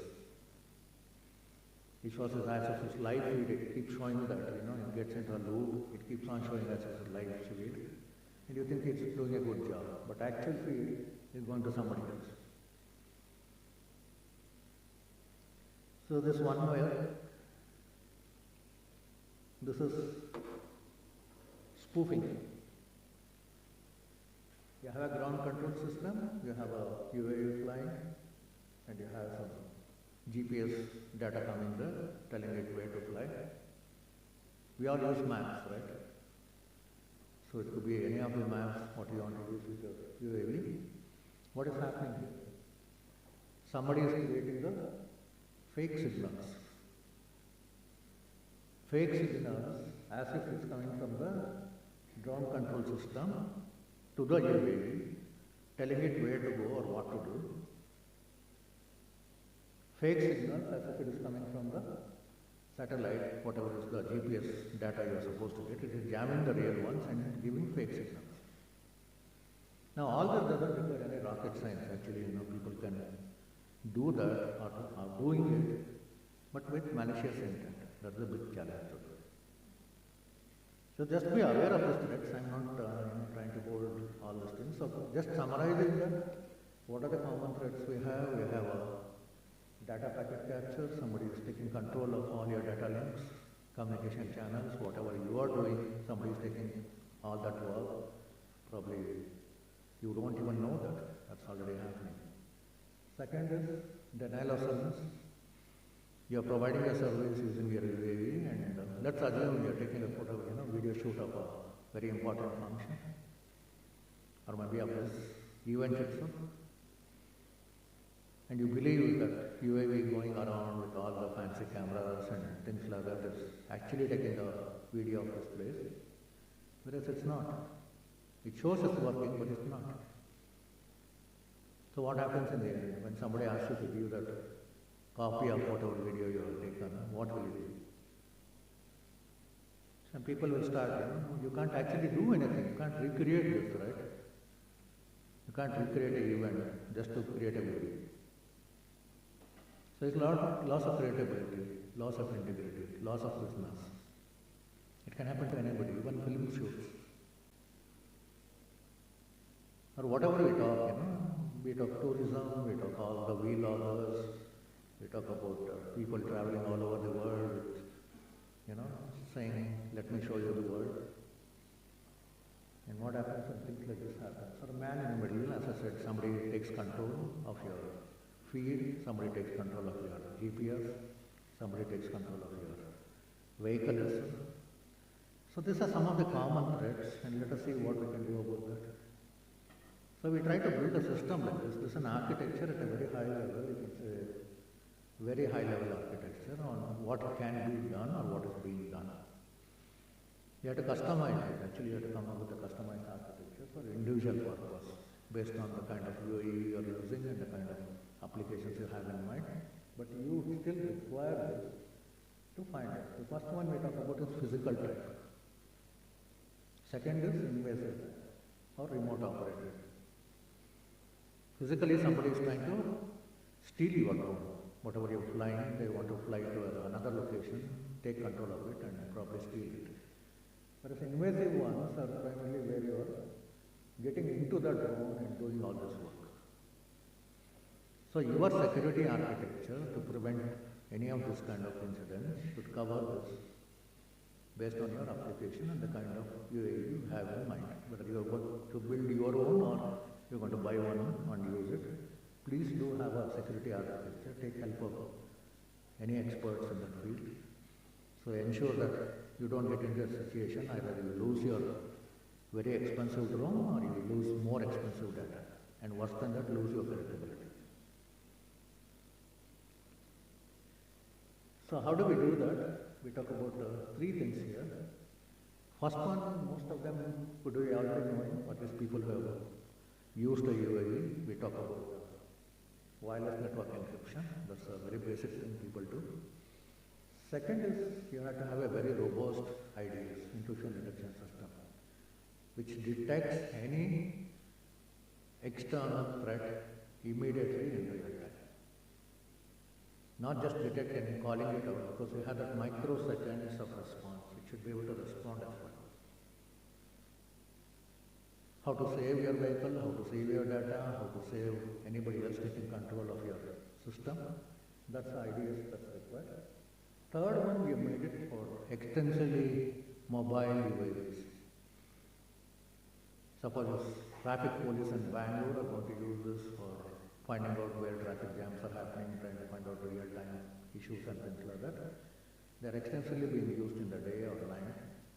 So based on that, we talk it as a moving target defense. Primarily it's a technique where it's not static, it doesn't give one position of the vehicle or one IP address or anything. It keeps on dynamically changing. So anybody to hack into that has to spend quite an effort on that.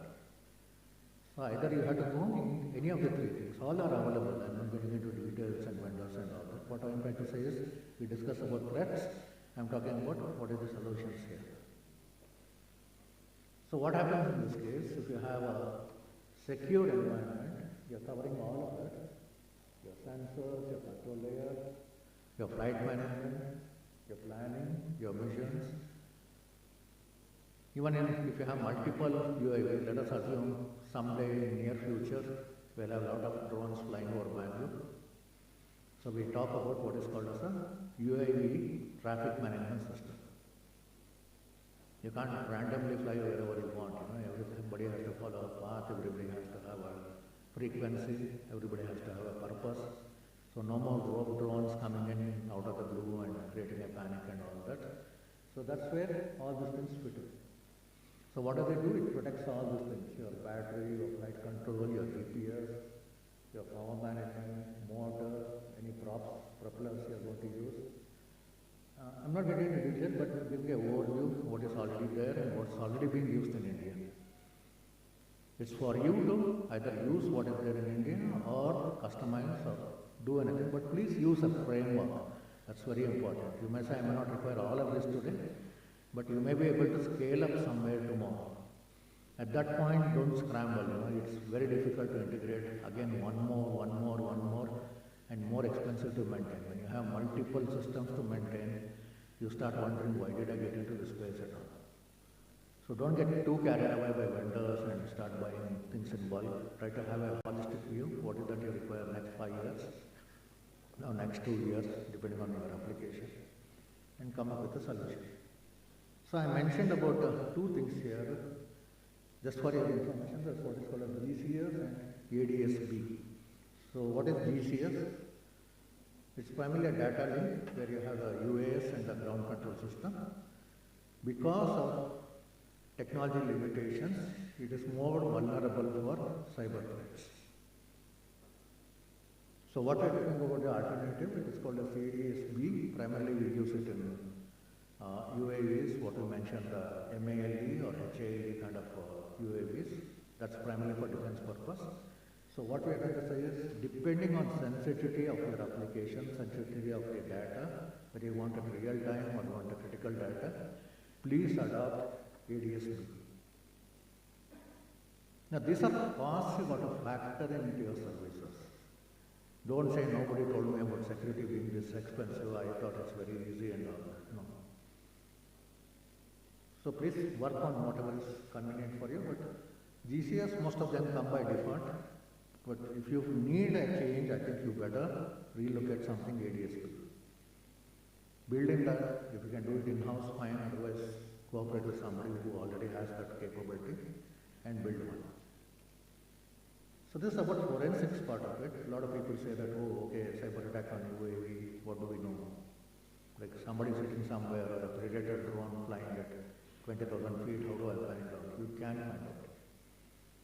Every UAV, small, micro, whatever it is, can be tracked because everyone leaves a digital footprint. So they may even sacrifice that vehicle and go away, that's all right, let them do that. But still you can find out who did it, when, and how did they do all these activities. So we use what is called as UAV forensics, or for common language, drone forensics. Drone forensics is one more area where you can have your own startup or service company. Highly in demand, we really have to build capability in this field. So, very simple, you collect data, you analyze that, and you report what is the evidence, and submit to the relevant police or the court, and get relief for your customers. Not any rocket science, honestly not any rocket science. I've been able to teach this to students doing UG, undergraduate. Only thing, people are not aware there's something like this, so people believe, oh, this is all digital forensics, this cyber forensics. No, this is different. Digital forensics is different, cyber forensics is different, UAV forensics is very, very, very different. So do we have laws for that? Yes, we do have laws. There are enough laws under whatever IT Act we already have, plus IPC. Even if they reformat IPC into whatever it's going to be, still all those laws are sufficient, but we don't have enough legal professionals who can actually, fight in the court and get you whatever the justice. That's one more gap we can look at, helping legal professionals with this technical inputs or technical evidences for a case-to-case basis. So this broadly what I thought I'll share with you, and off the slides answering containing to answer one of my friends asked in the morning, what is India doing about the standards for all this? Now ISO per se doesn't have any standard for cybersecurity for UAS. There are bits and pieces here and there, but common cybersecurity standards.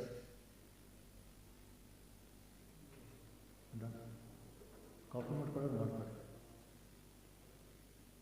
No, you want to copy slide? You can do it. Okay. I'm looking at the clock and talking, so I'm a very resourceful person. I don't want him to make wait. So the question is, what's India doing? ISO standards for cybersecurity for UAS don't exist. There's no cybersecurity standard for UAS. So what we're doing is, from BIS, Bureau of Indian Standards, we have formed working groups to work on all aspects of security for UAS.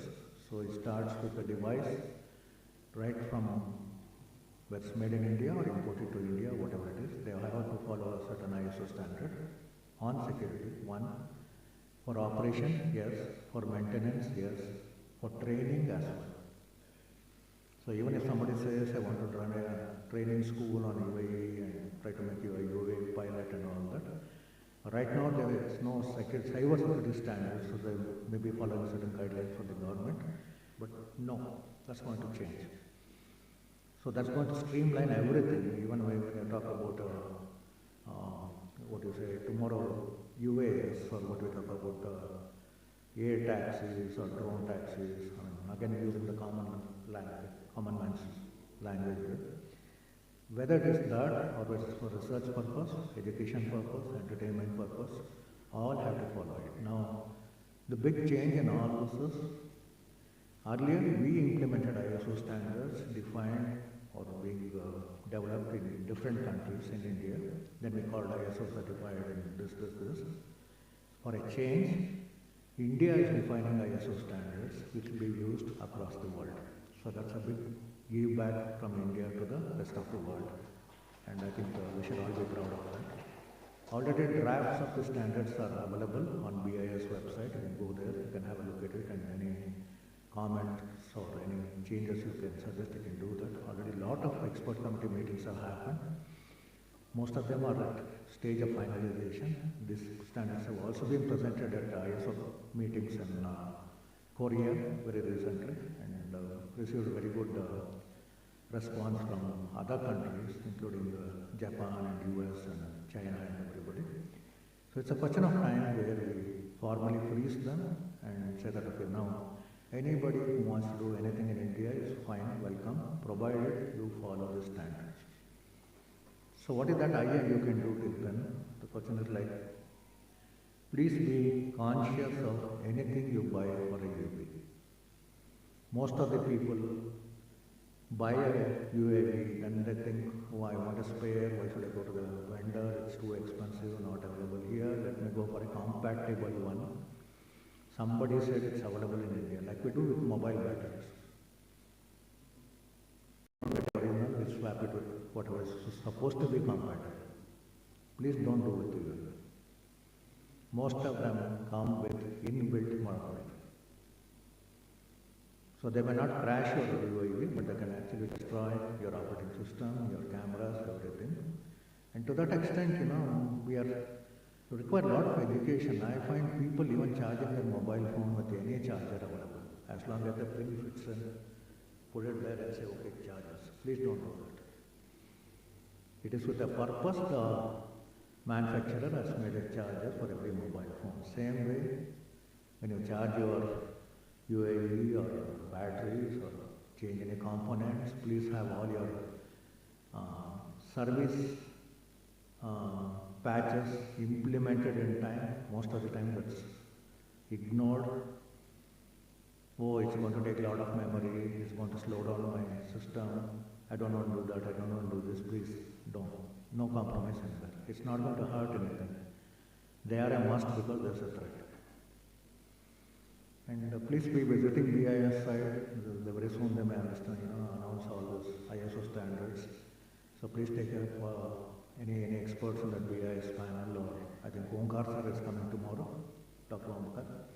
So Dr. Omkar is heading the BIS sub-panel on security for UAV. He is in fact instrumental in coming, most of these subgroups working together and coming with standards in every area. So he may be able to talk more about it when he is here today, tomorrow. But let's be proud again in this being first time in the history of ISO that Indians are defining a standard and world is going to use that. So with that, I'd like to thank all of you, and any questions you can ask, which I can try to answer.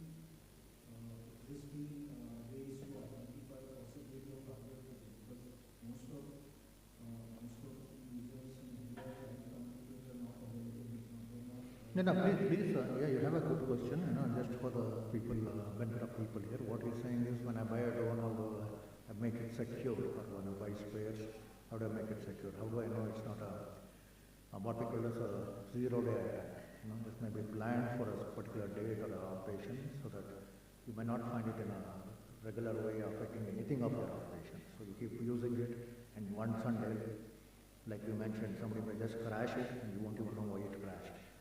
So one answer to that, or what I would suggest, what I've been suggesting my clients across 65 countries is, don't trust manufacturers' specifications. They have not tested for hardening of cybersecurity. Please have a system like I mentioned, an architecture or whatever in place, a process important, process. Anything that comes into your operation, anything, whatever small it is, has to be checked for cybersecurity. Don't take it, otherwise, even a laptop, for me, this is not secure. I gave a pen drive, you just plugged it in and said, okay, now come and talk. This is not secure.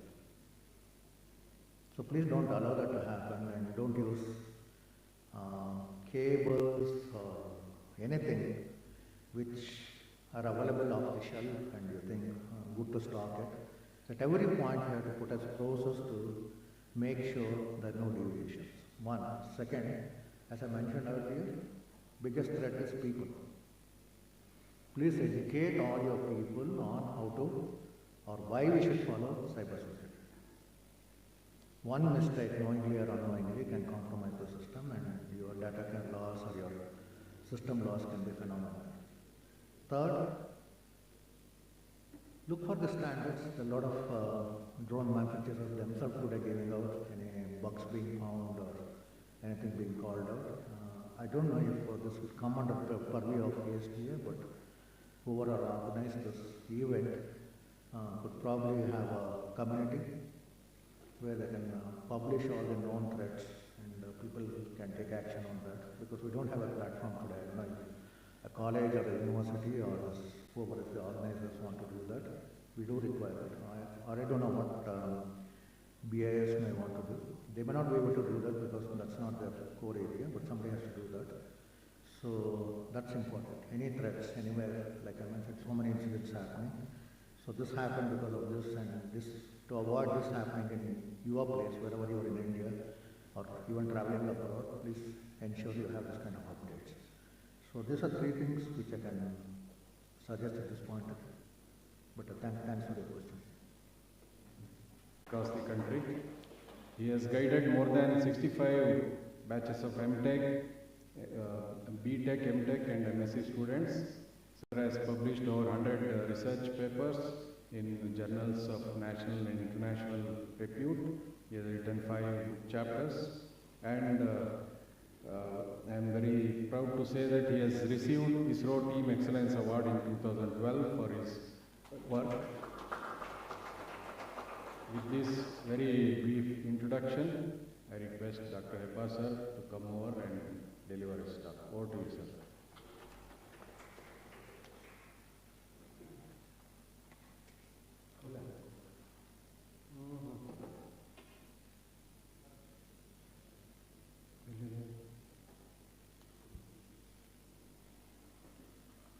Very good afternoon to all of you. It is my lunchtime. So last week also I was here during lunchtime one. So people were very hungry now. So let me very briefly brief my this thing. Try to complete. In fact, it is. I'm very happy to share. I'm seeing a lot of youngsters. So you must have seen last week there was an announcement from the ministry saying that they will be distributing drones to women categories. So a lot of women are there here. So think whether you can take some drones and do some good applications. So yeah, you take license. What is there to take license? You undergo some training. There are many training. These things are there. So you can take and start your own startup also. There are so many startups are coming.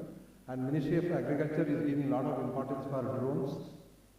In fact, I am in the many committees are also there where crop insurance is one of the important things where maybe satellite and drones. But one thing is, of course, it's a very, our Puranic has told many things about security. It should be very dangerous. So the way he is telling, maybe somebody's marriage, you will be seeing somebody else ceremony. So it can happen in the way he is talking about. A very dangerous trend. So when you are talking of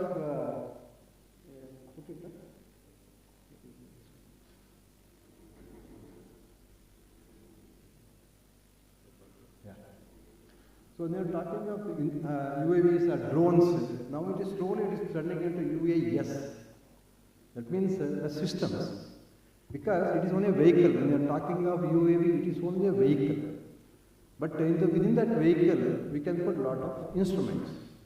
So this instrument has a lot of potential. So that's what I am going to talk about. But there are two buzzwords nowadays that we are all hearing. One is UAV one side, and another one is AML. It is not both of them cannot give any solution. I mean, used to certainly some solutions. It is not that it can give the total solutions. There are limitations of UAV. There are many limitations, in fact, UAV. And there are many limitations of satellite remote sensing also. So in a way, what we have to do is, we have to do a convergence of these technologies to address some of the issues and other things.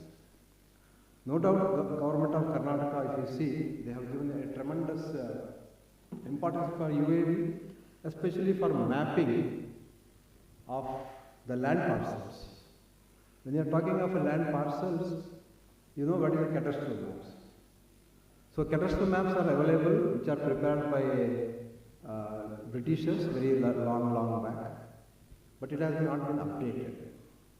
So because of these reasons, what is happening? There is no land records very clear. I mean, the systematic land records are not available.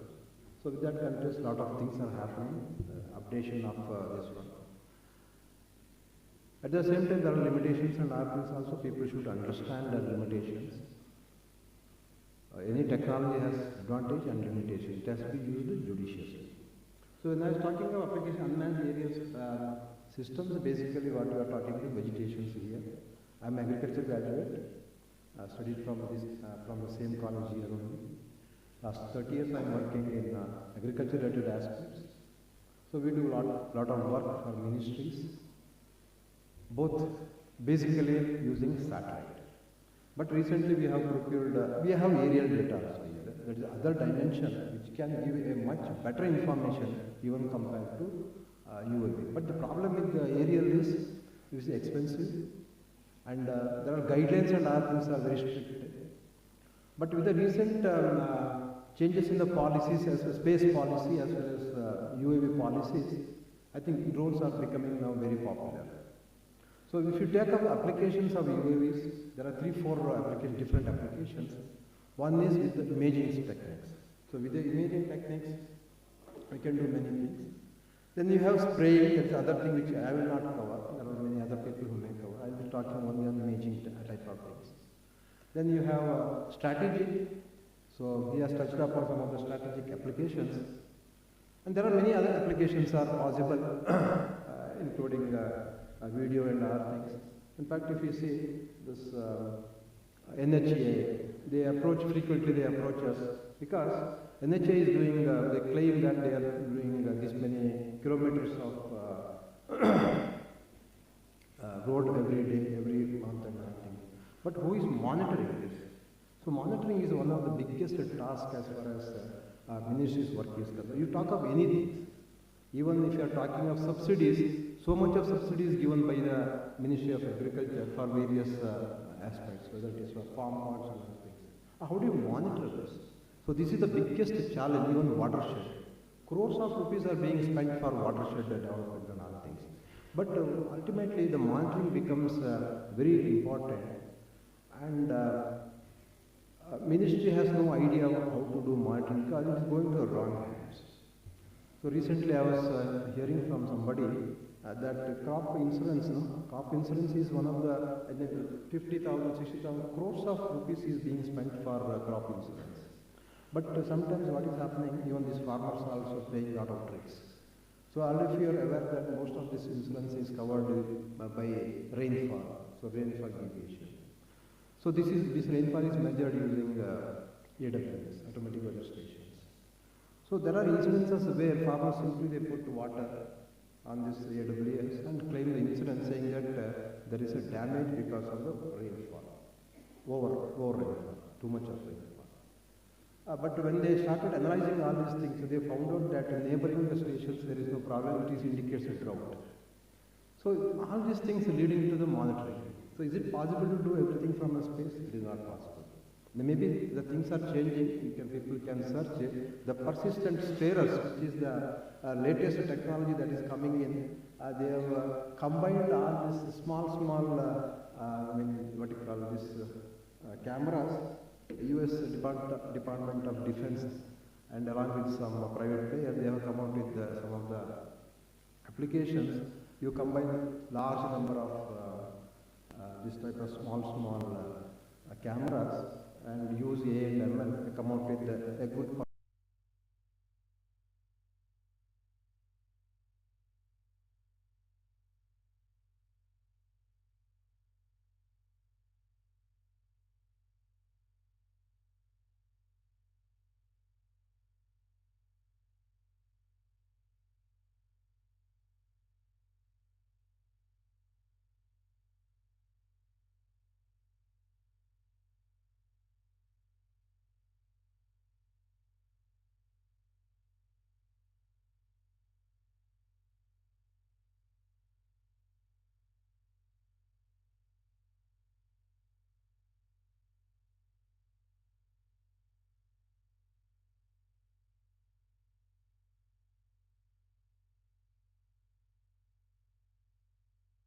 This is where we can only show some of the areas here and there what work we have done, but not to a large extent, large areas.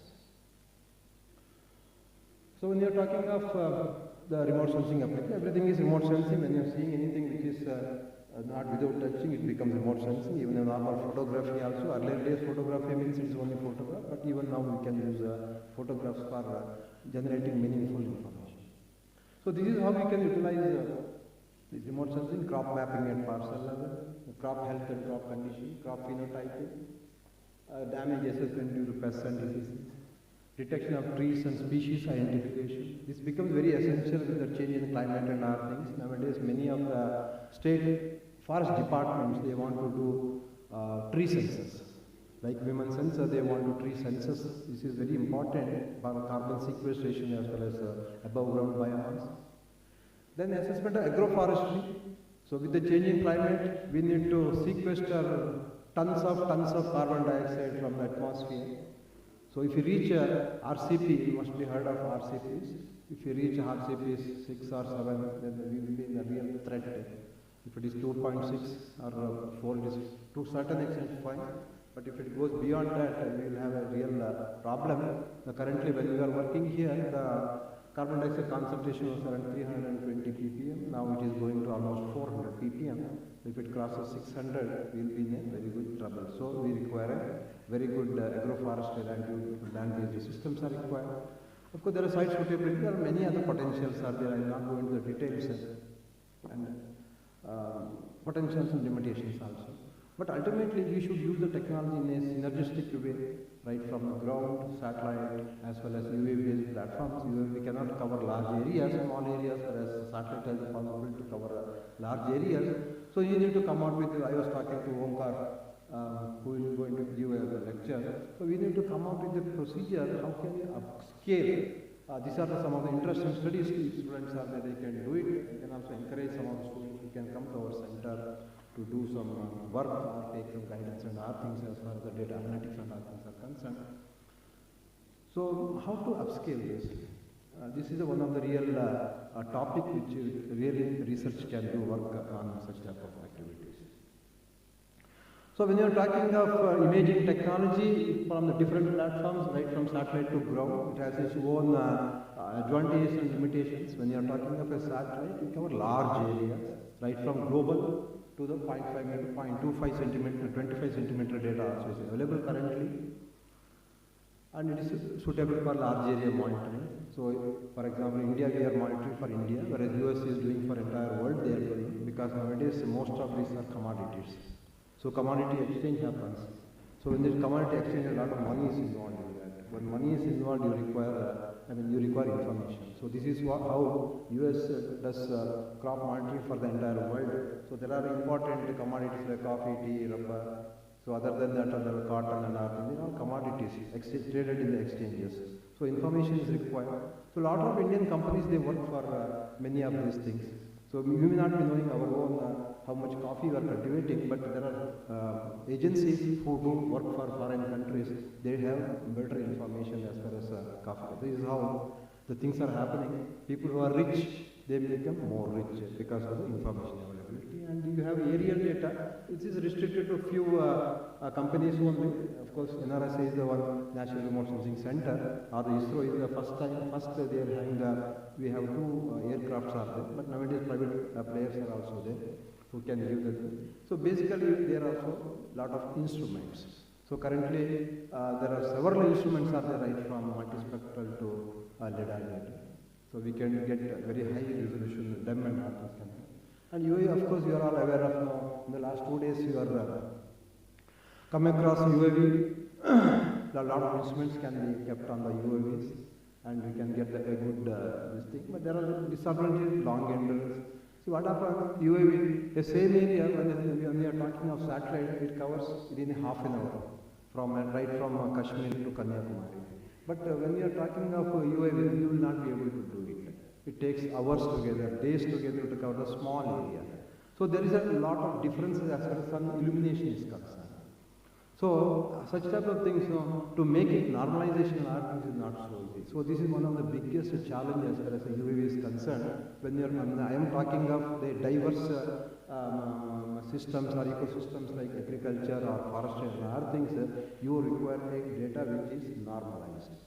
So sun normalized with reference to sun elevation, sun angle as well as the radiance and all. So this is very tough because you start from 8 o'clock, again you will have a problem at 12 o'clock, you will be getting the sun rays directly. So these are the issues that many of them don't understand. Because as a researcher, we know there are limitations and other things. So, but this has to be understood very clearly how best it can be utilized for. There are a lot of scope, but there are limitations. You should understand the limitations to work together. And of course, there are a lot of ground equipments are there.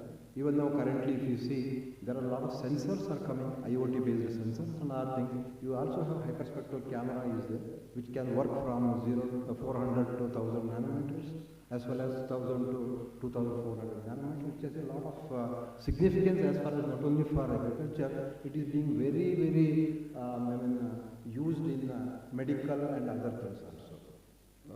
So this remote sensing is not only in this one, there are medical imaging, most of the things have started in medical imaging as well as for geological applications. So ground-based, these things are basically this agriculture. We also have a lot of ground-based equipments are there. We are doing work related to agriculture, the water pollutions and other things we are doing the work. So ultimately it should be an integration of the things where ground, UAV and satellite, along with the data analytics and other things, how best we can integrate this thing to get a better solution. I cannot say best solution, this is not possible because we are talking about dynamic systems like agriculture or forestry and other things. So most of these imaging sensors nowadays, if you see earlier it was RGB, which is basically used for getting terrain related information, basically what we call as digital terrain models or digital surface models. But nevertheless, because of the data analytics and other things, now RGB also has become an immense potential. We can utilize this for many applications. Then we have multispectral. Typically, most of these multispectral sensors which can be mounted on the UAV, which has around 5 to 6 bands are there. So typically blue, green, red, and you have one called red edge as well as one is near edge. 5 bands are there. I will not go into details of what are these bands and all. It is for you to go through. 400 to 2400 is the reflective radiation from where most of the sensor works, so which has its own significance. Then we have hyperspectral data. So this is where a lot of work is happening. Hyperspectral means from 400 to 2400 you will get a continuous spectrum you will get. So which has a lot of potential to understand not only the all this mapping and all in terms of physiology, biochemistry, nutrition, pests and diseases. So this is one of the area a lot of students who I encourage students to work on hyperspectral type of sensors and all. We also have from satellite also we have hyperspectral data is available. Then thermal, basically thermal means temperature. So temperature has a significance as far as any of the earth features are concerned, especially if you are talking of vegetation. Generally vegetation temperature will be at least 4 to 5 degrees less than the surrounding temperature. That's why if you come from, say from, I am staying in east part of the Bangalore, which is concrete jungle. So from there if you come towards airport and airport, I am telling you the old airport, you can easily feel the difference in temperature. Similarly, if you come to the University of Science or GKVK, the temperature is very, very less. So this is where the agroforestry and earthing has to be promoted so that we can reduce the temperature. So this thermal also having a lot of significance, especially in terms of evapotranspiration. So we have a very national level project is there where we are trying to understand the evapotranspiration and other things on a daily basis. Then you have LIDAR. Very essential for LIDAR when it is even in urban applications and other things, LIDAR is being used very, very intensively basically to get the height information. So for example, we have done a lot of work as far as BDA is concerned or BBM is concerned, trying to get the building footprints. So, but how to get the height? So height is possible only using the either ground surveys or using the LIDAR. So here also, I understand recently, I understand some private agencies, they acquired LIDAR completely for the Bangalore this thing, basically for trying to find out what is the solar potential. So when you are having the building footprints as well as the height and earthing, you can find out the solar potential. So that with the change in the climate change and earthings, people are going for renewable energy resources, so you can find out such type of information. So there are so many other instruments that for agriculture purpose, people who are interested, fluorescence is there, we can find out so many information can be generated using this type of sensors. Yeah?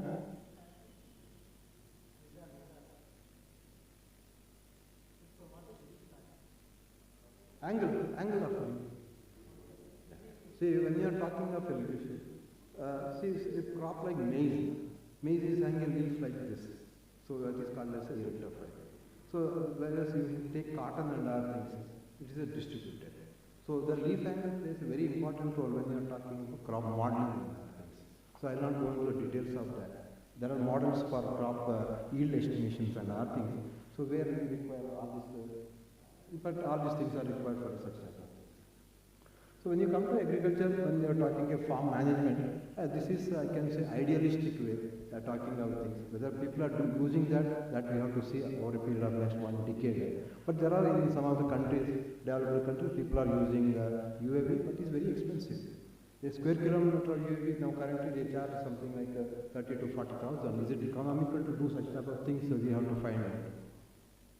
So soil and fields, you can get a good information of the soil, very essential to find out whether a crop can be cultivated, crop monitoring during the season, crop condition assessment, whether it is healthy or not healthy and other things, whether is it possible to find out the yield. Some people claim that they can find out the yield also. It is not so easy to find out the yield. Maybe possible for some horticulture plantation, horticulture crops, fruit crops and other things, but agriculture crops still it is a limitation. Some of the risk assessment, when I am talking a risk assessment, disaster related, severe landslide is happening and other things. So you can have a good idea about imaging those areas. Plantation crops now. Spraying of chemicals is becoming a very widespread now. I think a lot of farmers also, I understand, they purchased it, and also there are many companies who started working on different spraying, how to spray the things. And especially spraying, when it comes to spraying, the capacity of the tank which comes into the picture. So nowadays people are telling that 10 and 20 liters also they can do it. So within an hour they can spray so many things. And crop phenotyping, I will not talk much about crop phenotyping. There are crop phenotyping labs are established in GKV. We have done some work related to that. Phenotyping means the external appearance. So it has a lot of bearing as far as the genetic improvement and other things are concerned. We can come out with a good varieties and to come out with a good varieties, we need a phenotyping. So why I am telling you this is required as very essential field phenotyping. If you see a lot of this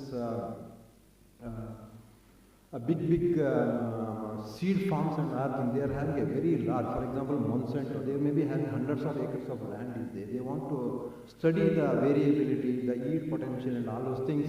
It is not possible to do with the conventional techniques. So you require a large area mapping and other things. So they use drone-based mapping and other things very efficiently. So this is very essential for, especially for genetic improvement and other things. So already just come, I think. So with all these things, already I have showed it. So when you come to farm management, there is a different stages we can get the information, right from pre-planting to the decision making, whether it is really used or not. Only time will tell. As of now, these are all the possibilities that is I have put it here, right from pre-planting, early season, mid-season to decision making. So there is a possibility is there. Now we have to work together, try to find out how best the right from RGB, LIDAR, the MX data and thermal can utilize in the many applications. So no doubt some of these things are really practically possible. For example, digital elevation model possible, the topography survey is possible, and we can also find out the drainage. It is possible to find out the soil mapping and other things. soil is very important. To a certain extent, we can get the nutrient status, especially the micronutrients. Still, it is under research, but major nutrients there is a possibility there. Weed management may not be possible in the Indian context.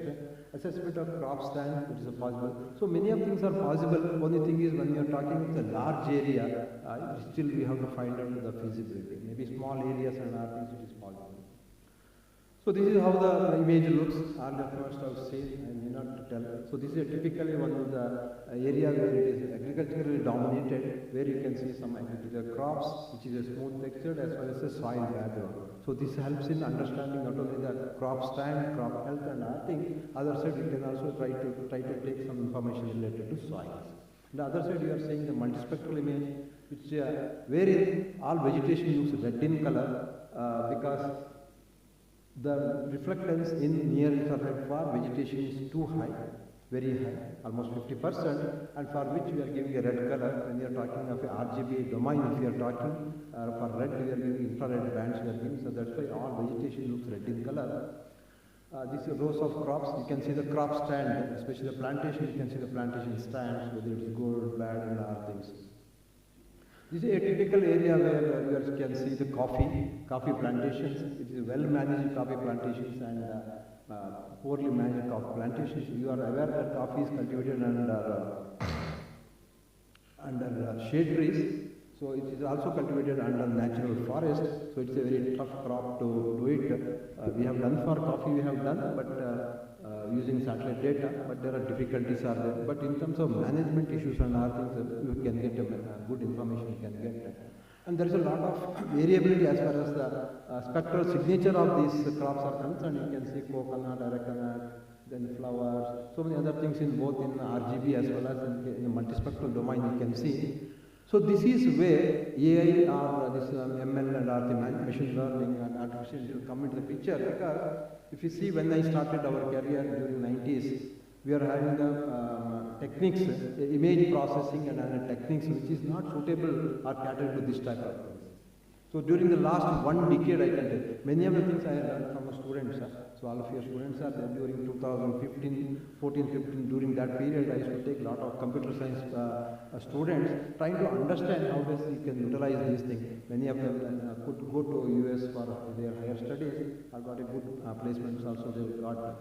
Because understanding this, applying this during the initial stages is very difficult. You are not knowing how to apply AI. But nowadays it is very common. I mean, most of the image processing systems and other things other than Python, you can go through Google Earth Engine. So probably who are the people who have implemented all these things? You can get your satellite data of different varieties. Whatever I was talking earlier, you will get the data analytics also, including AI and so people can go to the Google and Earth Engine. If you are having a little knowledge on Python or Java, you can easily do the coding. Little bit of coding is required, but this is one of the very good platform where you can learn data analytics for remote sensing related. It is not only remote sensing, even weather. Weather also is very important. So weather data analytics and other things can be done. This is when you are talking of resolutions, you have 2.5 meter data, whereas in this right side you have, I think, 0.15 meters. So that is 15 centimeters. You can see the difference. You can take in terms of tone, texture, association, all these things. So this is how AI can help in building some of these models and other things. You can see the resolution versus what you can see. You can see from 2.5 meter, you come to the 0.5 meter or 55 centimeter, you can appreciate the amount of details that are there. But is it possible for us to interpret this? So that is the biggest challenge as far as the UAV is concerned. You have very high resolution data one side and the other side the volume of data. So you require a powerful machines, the high performance machine, high performance systems are required, what is called as a HPC with a powerful GPUs and other things. Typically, if I say your 8-bit, 16-bit and all is not at all sufficient, you require a very high-end workstations are required or high performance computing systems are required. So that is what is the limitations. Many of the academic institutions, when the students and RTM they come with the small laptops, so which is not at all sufficient for this. We can analyze small areas, we can analyze, but it is not sufficient. We require a high performance computing systems. Many people don't know, including some of the good academic institutions. They say they have a very good computing system, but the computing system, when it comes to this type of data sets, you require a very high computing systems of at least 48 GB. GPU is required, minimum is required to do the analytics. So earlier days, our eye is the most powerful system as far as things. So during 70s, 60s, 70s, when initial data sets have come, we are all using visual interpretation. We take the data, visually interpret. Subsequently, we got per pixel classifier. You are aware of what is a pixel. So per pixel classifier, it can be machine learning like random forest or SVM or base classifier. There are so many classifiers you must have heard. So all these things are pixel classifier. Then suddenly during 2000, 2010, that period, object-based analysis come. So pixel you group into objects, now you classify the objects. So this has also become powerful. But in spite of, I have worked in all these things. But none of these things can give accuracy. When you are talking about very high resolution data, you cannot get the accuracy is better than 70-75%. So that is where the artificial intelligence during the last half a decade or 1 decade, which is really giving a look Karnataka. So earlier maize was not like that. Because maize, if you see, it goes into one side, it is for eating. So you have maize, what you call this atta and other thing. Other side is for the poultry, and third way it is going for extraction of methanol and other things. So it is becoming very popular. And the other side, rice requires a lot of water is required. Correct? So maize is a little bit hardy crop where with the limited water also it can be cultivated. So nowadays that's why in Karnataka, if you see, they are promoting a lot of millets. So millets are very popular in Karnataka. I mean, not only in Karnataka, we are popular in millets. The millet year, because now currently it is UN also has given, Food and Agriculture has given millet year. Because millet not only survives in the low temperature, high temperature, with the drought conditions and other things, it can also give a good nutrition also. So in that context, maize, wheat, rice, so many crops has been got a very good attention worldwide also, including India. And if you see the lot of these AM techniques, of course, maybe Onkar also may give some more information about all these things. They also done some small works here and there. They have done. Basically, apple, pear, peas, most of these crops, if you see, they have used either using photo analytics or using drone data, trying to find out the yield and everything. Some people they have come out with some of the mobile-based applications, including the smartphones and other things, trying to find out the apple yield and other things.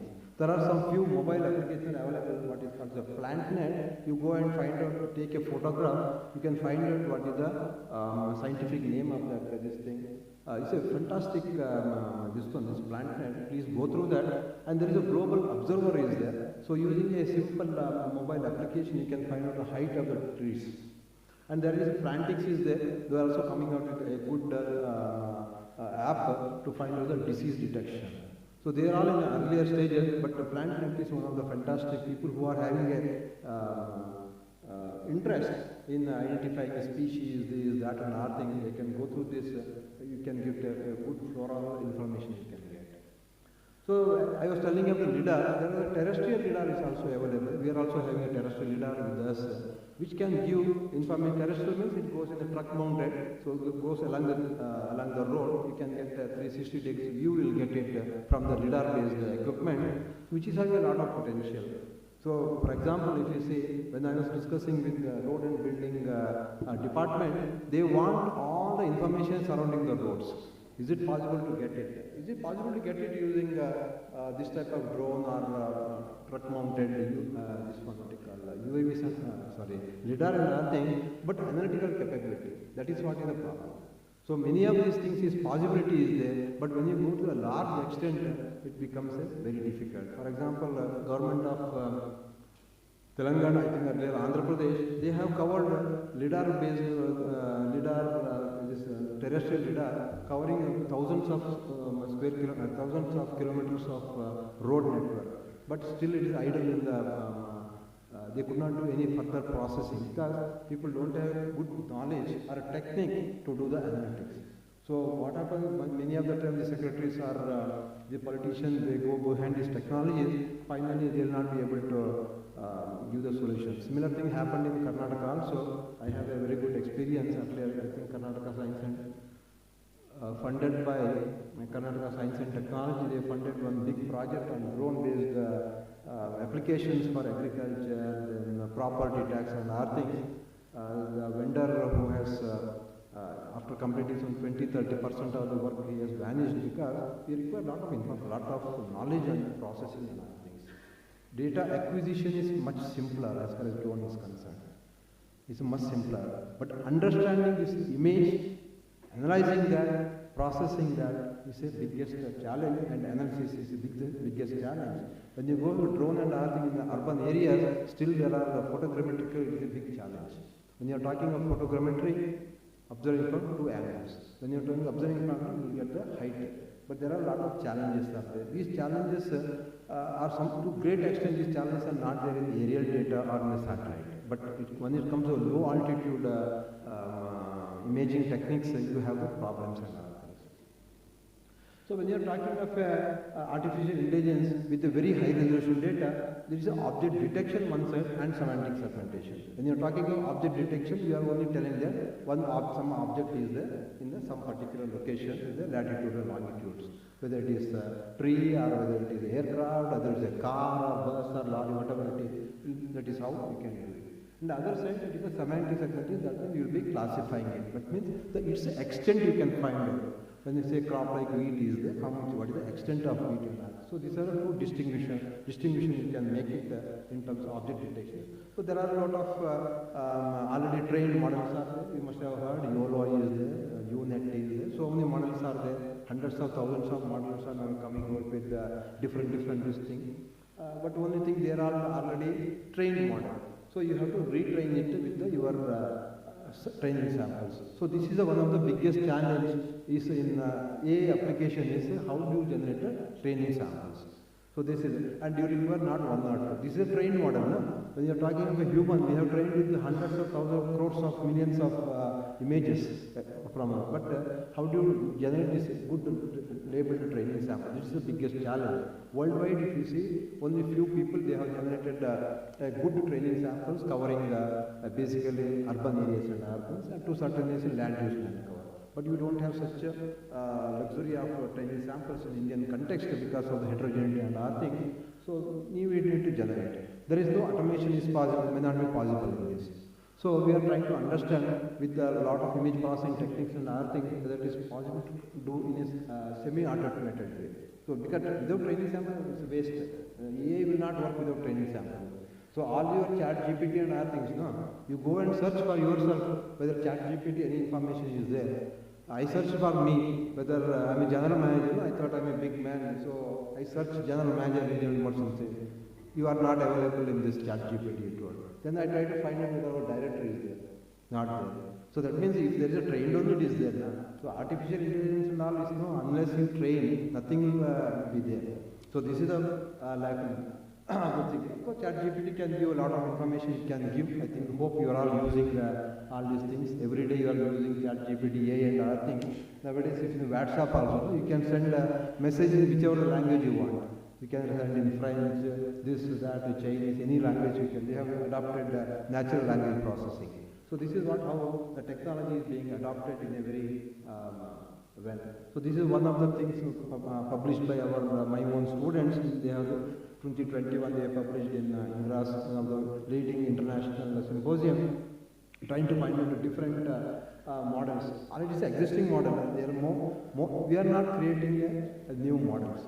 Try to understand when you are talking of AI and ML, people are thinking that we are creating. We are not creating anything. Already trained model is there. We are only recalculating the weights and things for each of these bands. So people say, I am doing AI, the big thing we are doing. So most of them use only the existing models, whether it is MobileNet or the Ceramis or the VGG, all these things are available. So with millions of data sets, it has been trained for cat, dog, this, that and other things. So we are only retraining it, trying to find out the weights and other things for the image features and other things. But we have to come out with our own network. That will become very difficult because we require a large number of training samples. So this is how we have utilized the similar way for UAV images, semantic segmentation, trying to find out what are the different features that are, especially in this case it is coconut, arachnoid, trees, buildings and all those things. Very easily you can find out the building footprints using satellite data, or sorry, using the UAV data. So this is where now most of this Google and Arc, they are funding, including Ministry of Agriculture, they are funding a lot of money for identifying pests and diseases, basically using the photo analytics. Earlier days, photo means only for weaving. But nowadays, any photo, we can do a lot of analytics we can do. In this case, what we are trying to find out is whether we can utilize this for finding out some of the diseases. So in association with GKV, our University of Agriculture Sciences, it is not only the identification might be very easy, but at early stage can you do it? At early stage means whether 10% damage happened or 5% damage. In the early stage, if you are able to identify, probably that will be good. Otherwise, there is no use of identification of all these things. So with this background, we are trying to do some work with the UAV. This is one of the watershed that is in the Karnataka Kolar, trying to find out what type of crops and other things are there. So also we are trying to find out what the crop phenology in one of the area. These are all work done at NRSA with the different centers. We have 5 centers across the country. This is one of these things done at Delhi. We have one center at Delhi. How best we can utilize, trying to find out whether different varieties of maize. There is a corn and maize, no? 2 things are there. Within that there are varieties are there. Whether we can find out the varietal discrimination is possible using very high resolution drone images. Using what is called as vegetation indices, using the drone data or using any of the spectral indices, we can generate many of the information in terms of the indices which can be utilized for finding out the conditions and other things, crop condition, crop health and other things. Similar way, this is a fiber crops, east, no? We have one center in the east, they are working with fiber crops, especially this, in this contest it is I think jute crop. So what is the potential jute? No, this is above ground biomass becomes very important in order to estimate the crop yield. So they are trying to find out whether we can estimate the above ground biomass so that yield can be estimated. Similarly, some of the biophysical parameters in terms of the temperature, in terms of the height, in terms of some of what you call vegetation indices, whether we can utilize this for not only for classification, trying to find out some of the biophysical parameters in terms of leaf area index, in terms of leaf area duration, or evapotranquility, such type of things. So this is one of the example what we have done with GKVK. With the physiology department, we are having one what is called a phenomics. The phenomics, they are trying to identify or trying to characterize the different rice genotypes. What is the potential of each rice genotypes? So our understanding whether we can generate some of the parameters, something like the biomass, leaf area index, the chlorophyll content and other things. So this is where phenotyping is very essential for the breeders. Whether we can, so earlier days, suppose if you want to generate information on say leaf area index, if you want to calculate how much the leaf area is there, you have to destructively you have to do it, or you have to do it using some of the instruments. But if you are having a drone and other things, imaging technique, I don't say drone, you have imaging techniques are there to try to find, you can do large number of samples can be done, so that the breeding techniques and other things can be done in a very efficient way. Similarly, evapotranspiration. So evapotranspiration using thermal data, what I told earlier, you can use thermal data. Using the thermal data, you can find out the evapotranspiration. Evapotranspiration is very essential for the crops. The more they transpire, there is more carbon dioxide exchange and more yield will be. So the limiting factor is water. So you have to find out both the soil moisture as well as what is the amount of evapotranspiration that is happening. So you can find out here that using the evapotranspiration, using the thermal data, the variability within the field itself. So this is what precision agriculture and other things will come into the picture. I think there is one lecture is on precision agriculture. So when you are talking about precision agriculture, variable rate technology, depending on the requirement. When you have variable in terms of technology, depending on the requirement. When you have variable in terms of soils, you have variable in terms of crops. So how best we can get this information and apply the required inputs accordingly. That is what is the what you call your precision agriculture. I think they will give more information about the precision agriculture. I think there is one company called Hexagon. They have implemented this type of things in the GKVK. I hope it will be a successful this thing. Similarly, crop disease.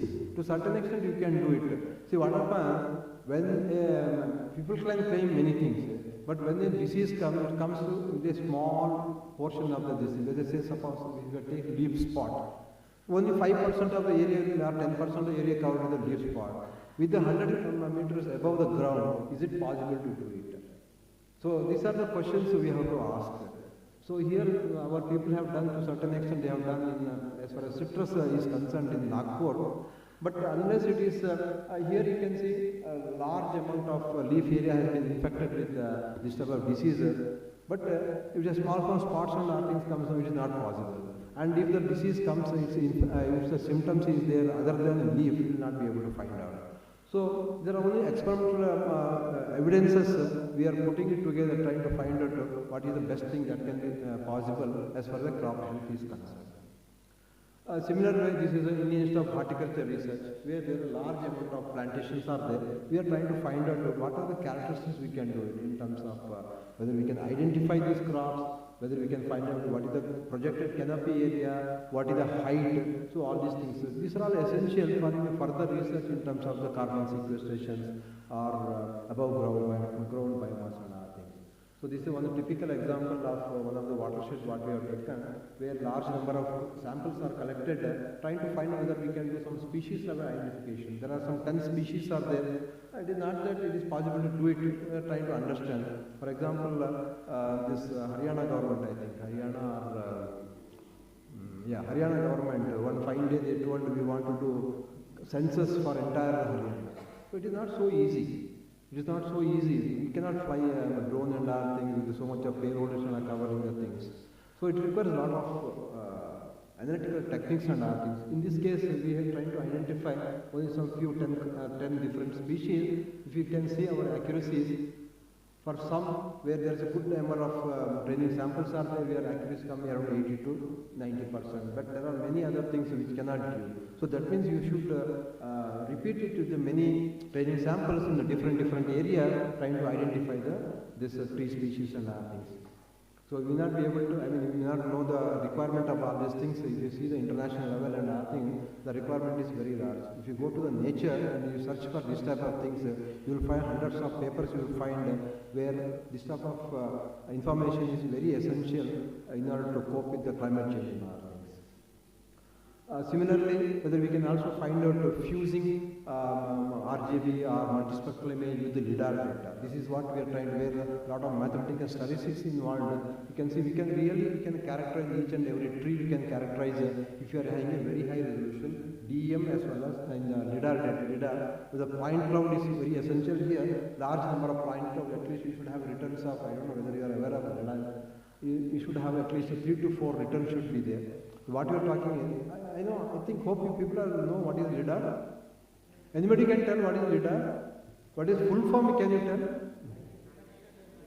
Yeah. So what happens, they are all the active sensors. So when it sends the pulses from say at 550 or 700 or 840 nanometers, it sends a pulses, high beam pulses, it will be going there. What our assumption is the first pulses are returned back. It is because of the canopy. So subsequently it will penetrate to this thing, to the canopy, it can go below, and the last return comes from the ground. So the difference of these two things will give the height. So this is what is the thing. That's what you are saying, the red color what you are saying. No? Red color, that is what is the LIDAR data overlaid at the RGB page, where you can see the first returns are from the top of this thing. But there are some limitations are there. There are some outliers are there. So there are mechanisms to find out how can we remove all these outliers and all things. So this is basically the statistical filters and are available which can be utilized for this type of thing. Then using this we can actually find out what is the canopy area, canopy architecture, the leaf angle, as well as what is the diameter of the stem. So this diameter of the stem is very essential if you are trying to find out the biomass and things. So each species, of course there are so many other information is required. It is not that using this one you can find out, we also require the density. So once you are having all these things, then only we can. So some amount of ground is very essential. Now why I am telling all these things is, when we are talking of a forest working plans, this becomes very essential. The forest department, they want exact information about to plan the work, to come out with the working plan. Many information is required. The sample basis they will take the things. They do a ground in experiment, they will do it. But there is a possibility to do this type of things. But nevertheless, at least we can do it, this work for 2-3 years. Then what happens is we can establish the methodology and it can be established. So remote sensing based methodology can be established for this type of things. I think I have 5 more minutes. The other thing is nowadays there is a lot of emphasis is given on water storing of water, the water conservation. So this is where drone data has immense significance, because what is required ultimately is a type of soil, the slope and everything. So if you want to characterize at the field level, especially the farmer's field and other things, so this is one of the mechanisms. So in that context, I will tell you some of the politicians, last time also I was telling, Nitin Gadkari was telling one day, in the TV he was coming, such a fantastic information he was telling about, we have so many kilometers of road is there, road is impervious layer, so the amount of water, whatever comes from the road, it will be drained into the field, you store all this water, conserve all this water. A good technology. So, but the lack of what we are having is we don't have a very good digital innovation model for the country. So probably in a couple of years, maybe a couple of months, NRS is going to buy or generate a very high resolution DEM of the order of around 1 meter. So probably that is where we can do a lot of work, especially the watershed related activities. So this is farm ponds, each individual field where we have to construct a farm ponds and all can be generated from this.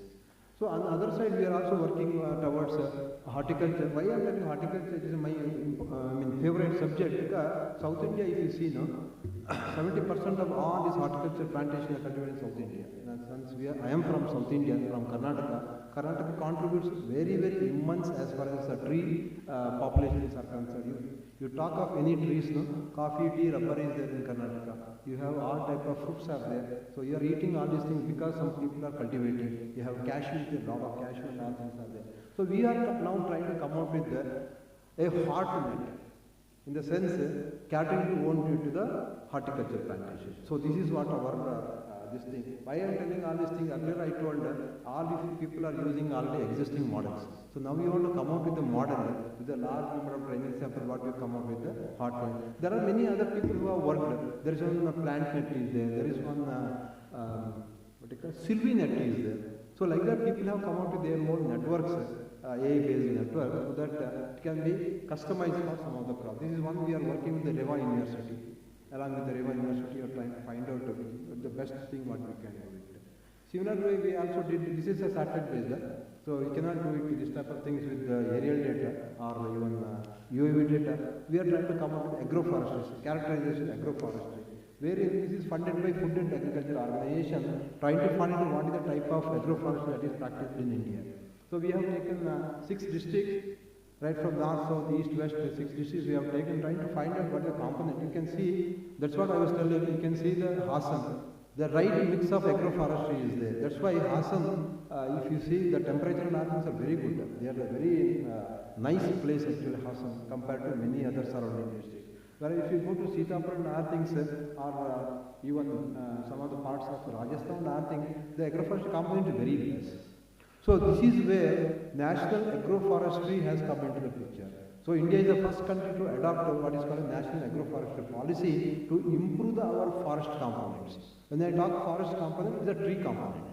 It can be either forest species or in the agriculture plantations. So if you increase them, automatically if you increase to, now currently what we are talking is around 24% or 25% of the area is with the forest, we improve it to 33-40%, that is what is required. And if you see the urban, these are all called as trees outside the forest, which are forest, we have continuous forest. Trees outside the forest contribute significantly to not only our economy, it also contributes to the carbon dioxide sequestration. So So in this context, we need to find out. These are all the concepts you can go and find out if you are not aware of the things. Bangalore require a very large extent of parks and other things. People have explored, simply you can see Ramachandran, IASC, Professor Ramachandran, every other day he will release one or the other report saying that Bangalore in 2035 will have a lot of problems. Not only in terms of pollution, in terms of water related, in terms of many other things. We will not have a groundwater and other things. So we will have a lot of problems will be there. So better you can migrate, youngsters they migrate to better places in view of this. You don't buy land and other things. You will have a lot of problems if you, go through the literature what provided by our Ramachandran. But still, Bangalore, we have enforcement of law is so typically so good in Bangalore. That's why our Kaban Park and Lal still it is remaining. So during somebody I don't want to name, so as a chief minister, they wanted to convert Kaban Park into a big 5-star hotel. So imagine what would have happened. But still, a lot of people are. In fact, I also go many times to do exercise and other things in a Kaban Park. Still, we are having a very good. It's a beautiful. You will see about University of Science. It is like a forest, a typical forest. You feel like going and staying here. But it is not there everywhere. No? So, if you see in Bangalore, you have so much of forest or trees are there. That is simply because most of the central government organizations. If you talk of Army, you talk of ISRO, you talk of NAL, you talk of many other organizations, because of them we have so much of this thing. Of course, there are some good parks are also there, no doubt about that. We have a stringent rules there as far as these things are concerned. But our lakes, how it has vanished. During 1400, 1500, a lot of lakes have been created because Bangalore topography is so beautiful, water flows away from the center. So they have created so much of lake keeping in view of the water requirement. But we have systematically collapsed everything. Now we have a severe problem in there. Who will listen? No politician, bureaucrats will listen because they are only behind money. That is a problem. So this is the other side of the story is, this is one what you have talking is, I was telling about the cadastral maps. These cadastral maps are prepared by Britishers. Now we don't have how much is the forest extent, forest department themselves they are not aware. Because all forest belongs to forest department. Whereas all other land belongs to revenue department. So there is a tug of war is there. So what happens, there are a lot of land is being encroached by these miners. So these are all started with all of you are aware. I need not tell the brothers they have started looting our mines and other things. So that's why started Supreme Court has given an order that all state departments have to generate what is called as a notified forest land maps. So these notified forest land maps generated during the British period, but so much has been given to the farmers or downtrodden people and other things. So we have no knowledge about that. So this is the first time Karnataka government, the forest department, Karnataka, I am very happy to say Karnataka is the first this thing to generate the information about notified forest land. Probably they will release this app shortly. I hope it will be available for this thing. Wherever you go, you can find out whether it is a government land or notified forest land. So that is what is the ultimate aim of the government of Karnataka, both revenue department as well as the forest department. It will be a fantastic thing. So Karnataka, as far as technology is concerned, Karnataka is doing a very good work. Recently I attended one meeting wherein they see a lot of forest has been occupied by many people. So when they have occupied, there is no knowledge is not there. So now they what they are trying to find out using the satellite data. Historical, we have the advantage.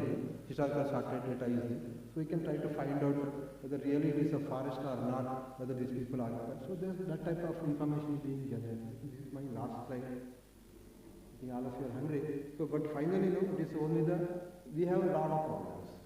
We don't share the data. We don't have collaboration. Our capacity building, we are doing it. Because of that, we are getting some good knowledge. So that people, very good people like Paronic coming and sharing their knowledge.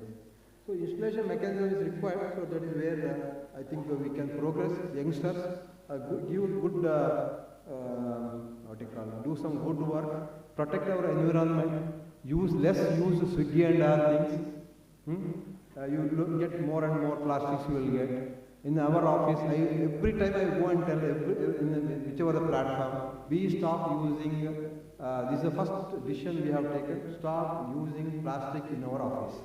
We don't use the plastic bottle. I am very happy that here also, so we don't use plastic bottles at all. Water will be served only in the glasses. We use entire water, whatever coming from our terraces, we store that water in the our bore wells. Straight away it goes to the bore wells after a lot of filtering and other things.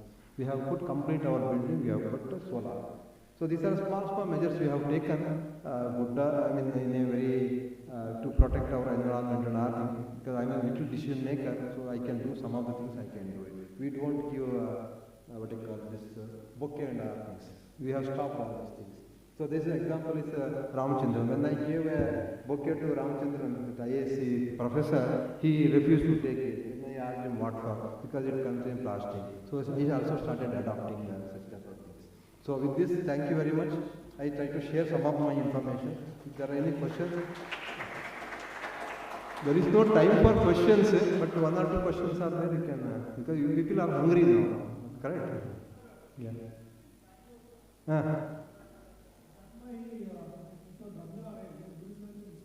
They are supposed to do it, actually GKVK, this one with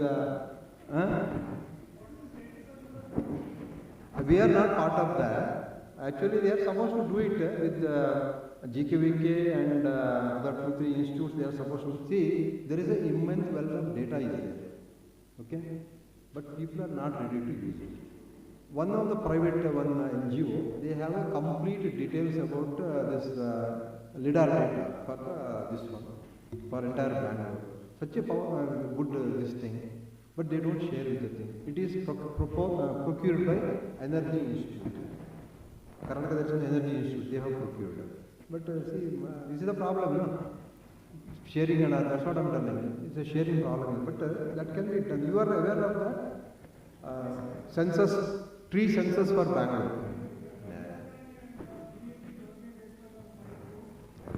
No, they will spend another 10 crores, they will spend, after they will stop, it is not possible to do it. That is what is the reality. Yeah. Okay, thank you very much.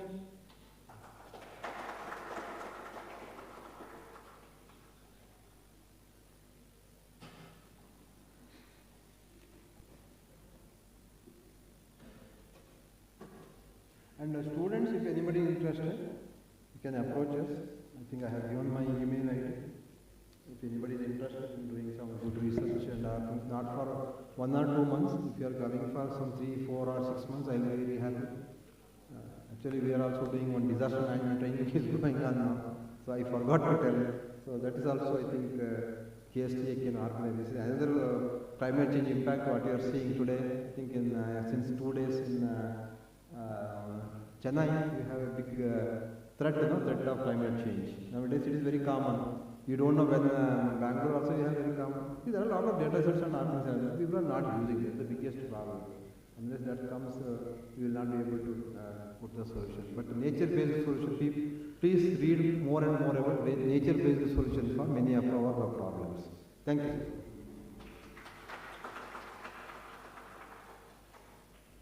Thank you very much, sir, for a very exciting and informative talk on UAVs for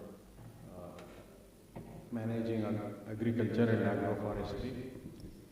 I am sure many agriculture graduates are there here. It will be very useful for them. And sir has told that those who are interested can go to RRSSE and get trained or get information, data about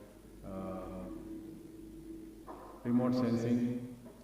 With this, we'll be completing the forenoon session. Afternoon, we'll be going to Residency University. We have hired a bus. So last 6 rows, those who are sitting on the last 6 rows should go for lunch immediately because the capacity of the bus is 40-seater.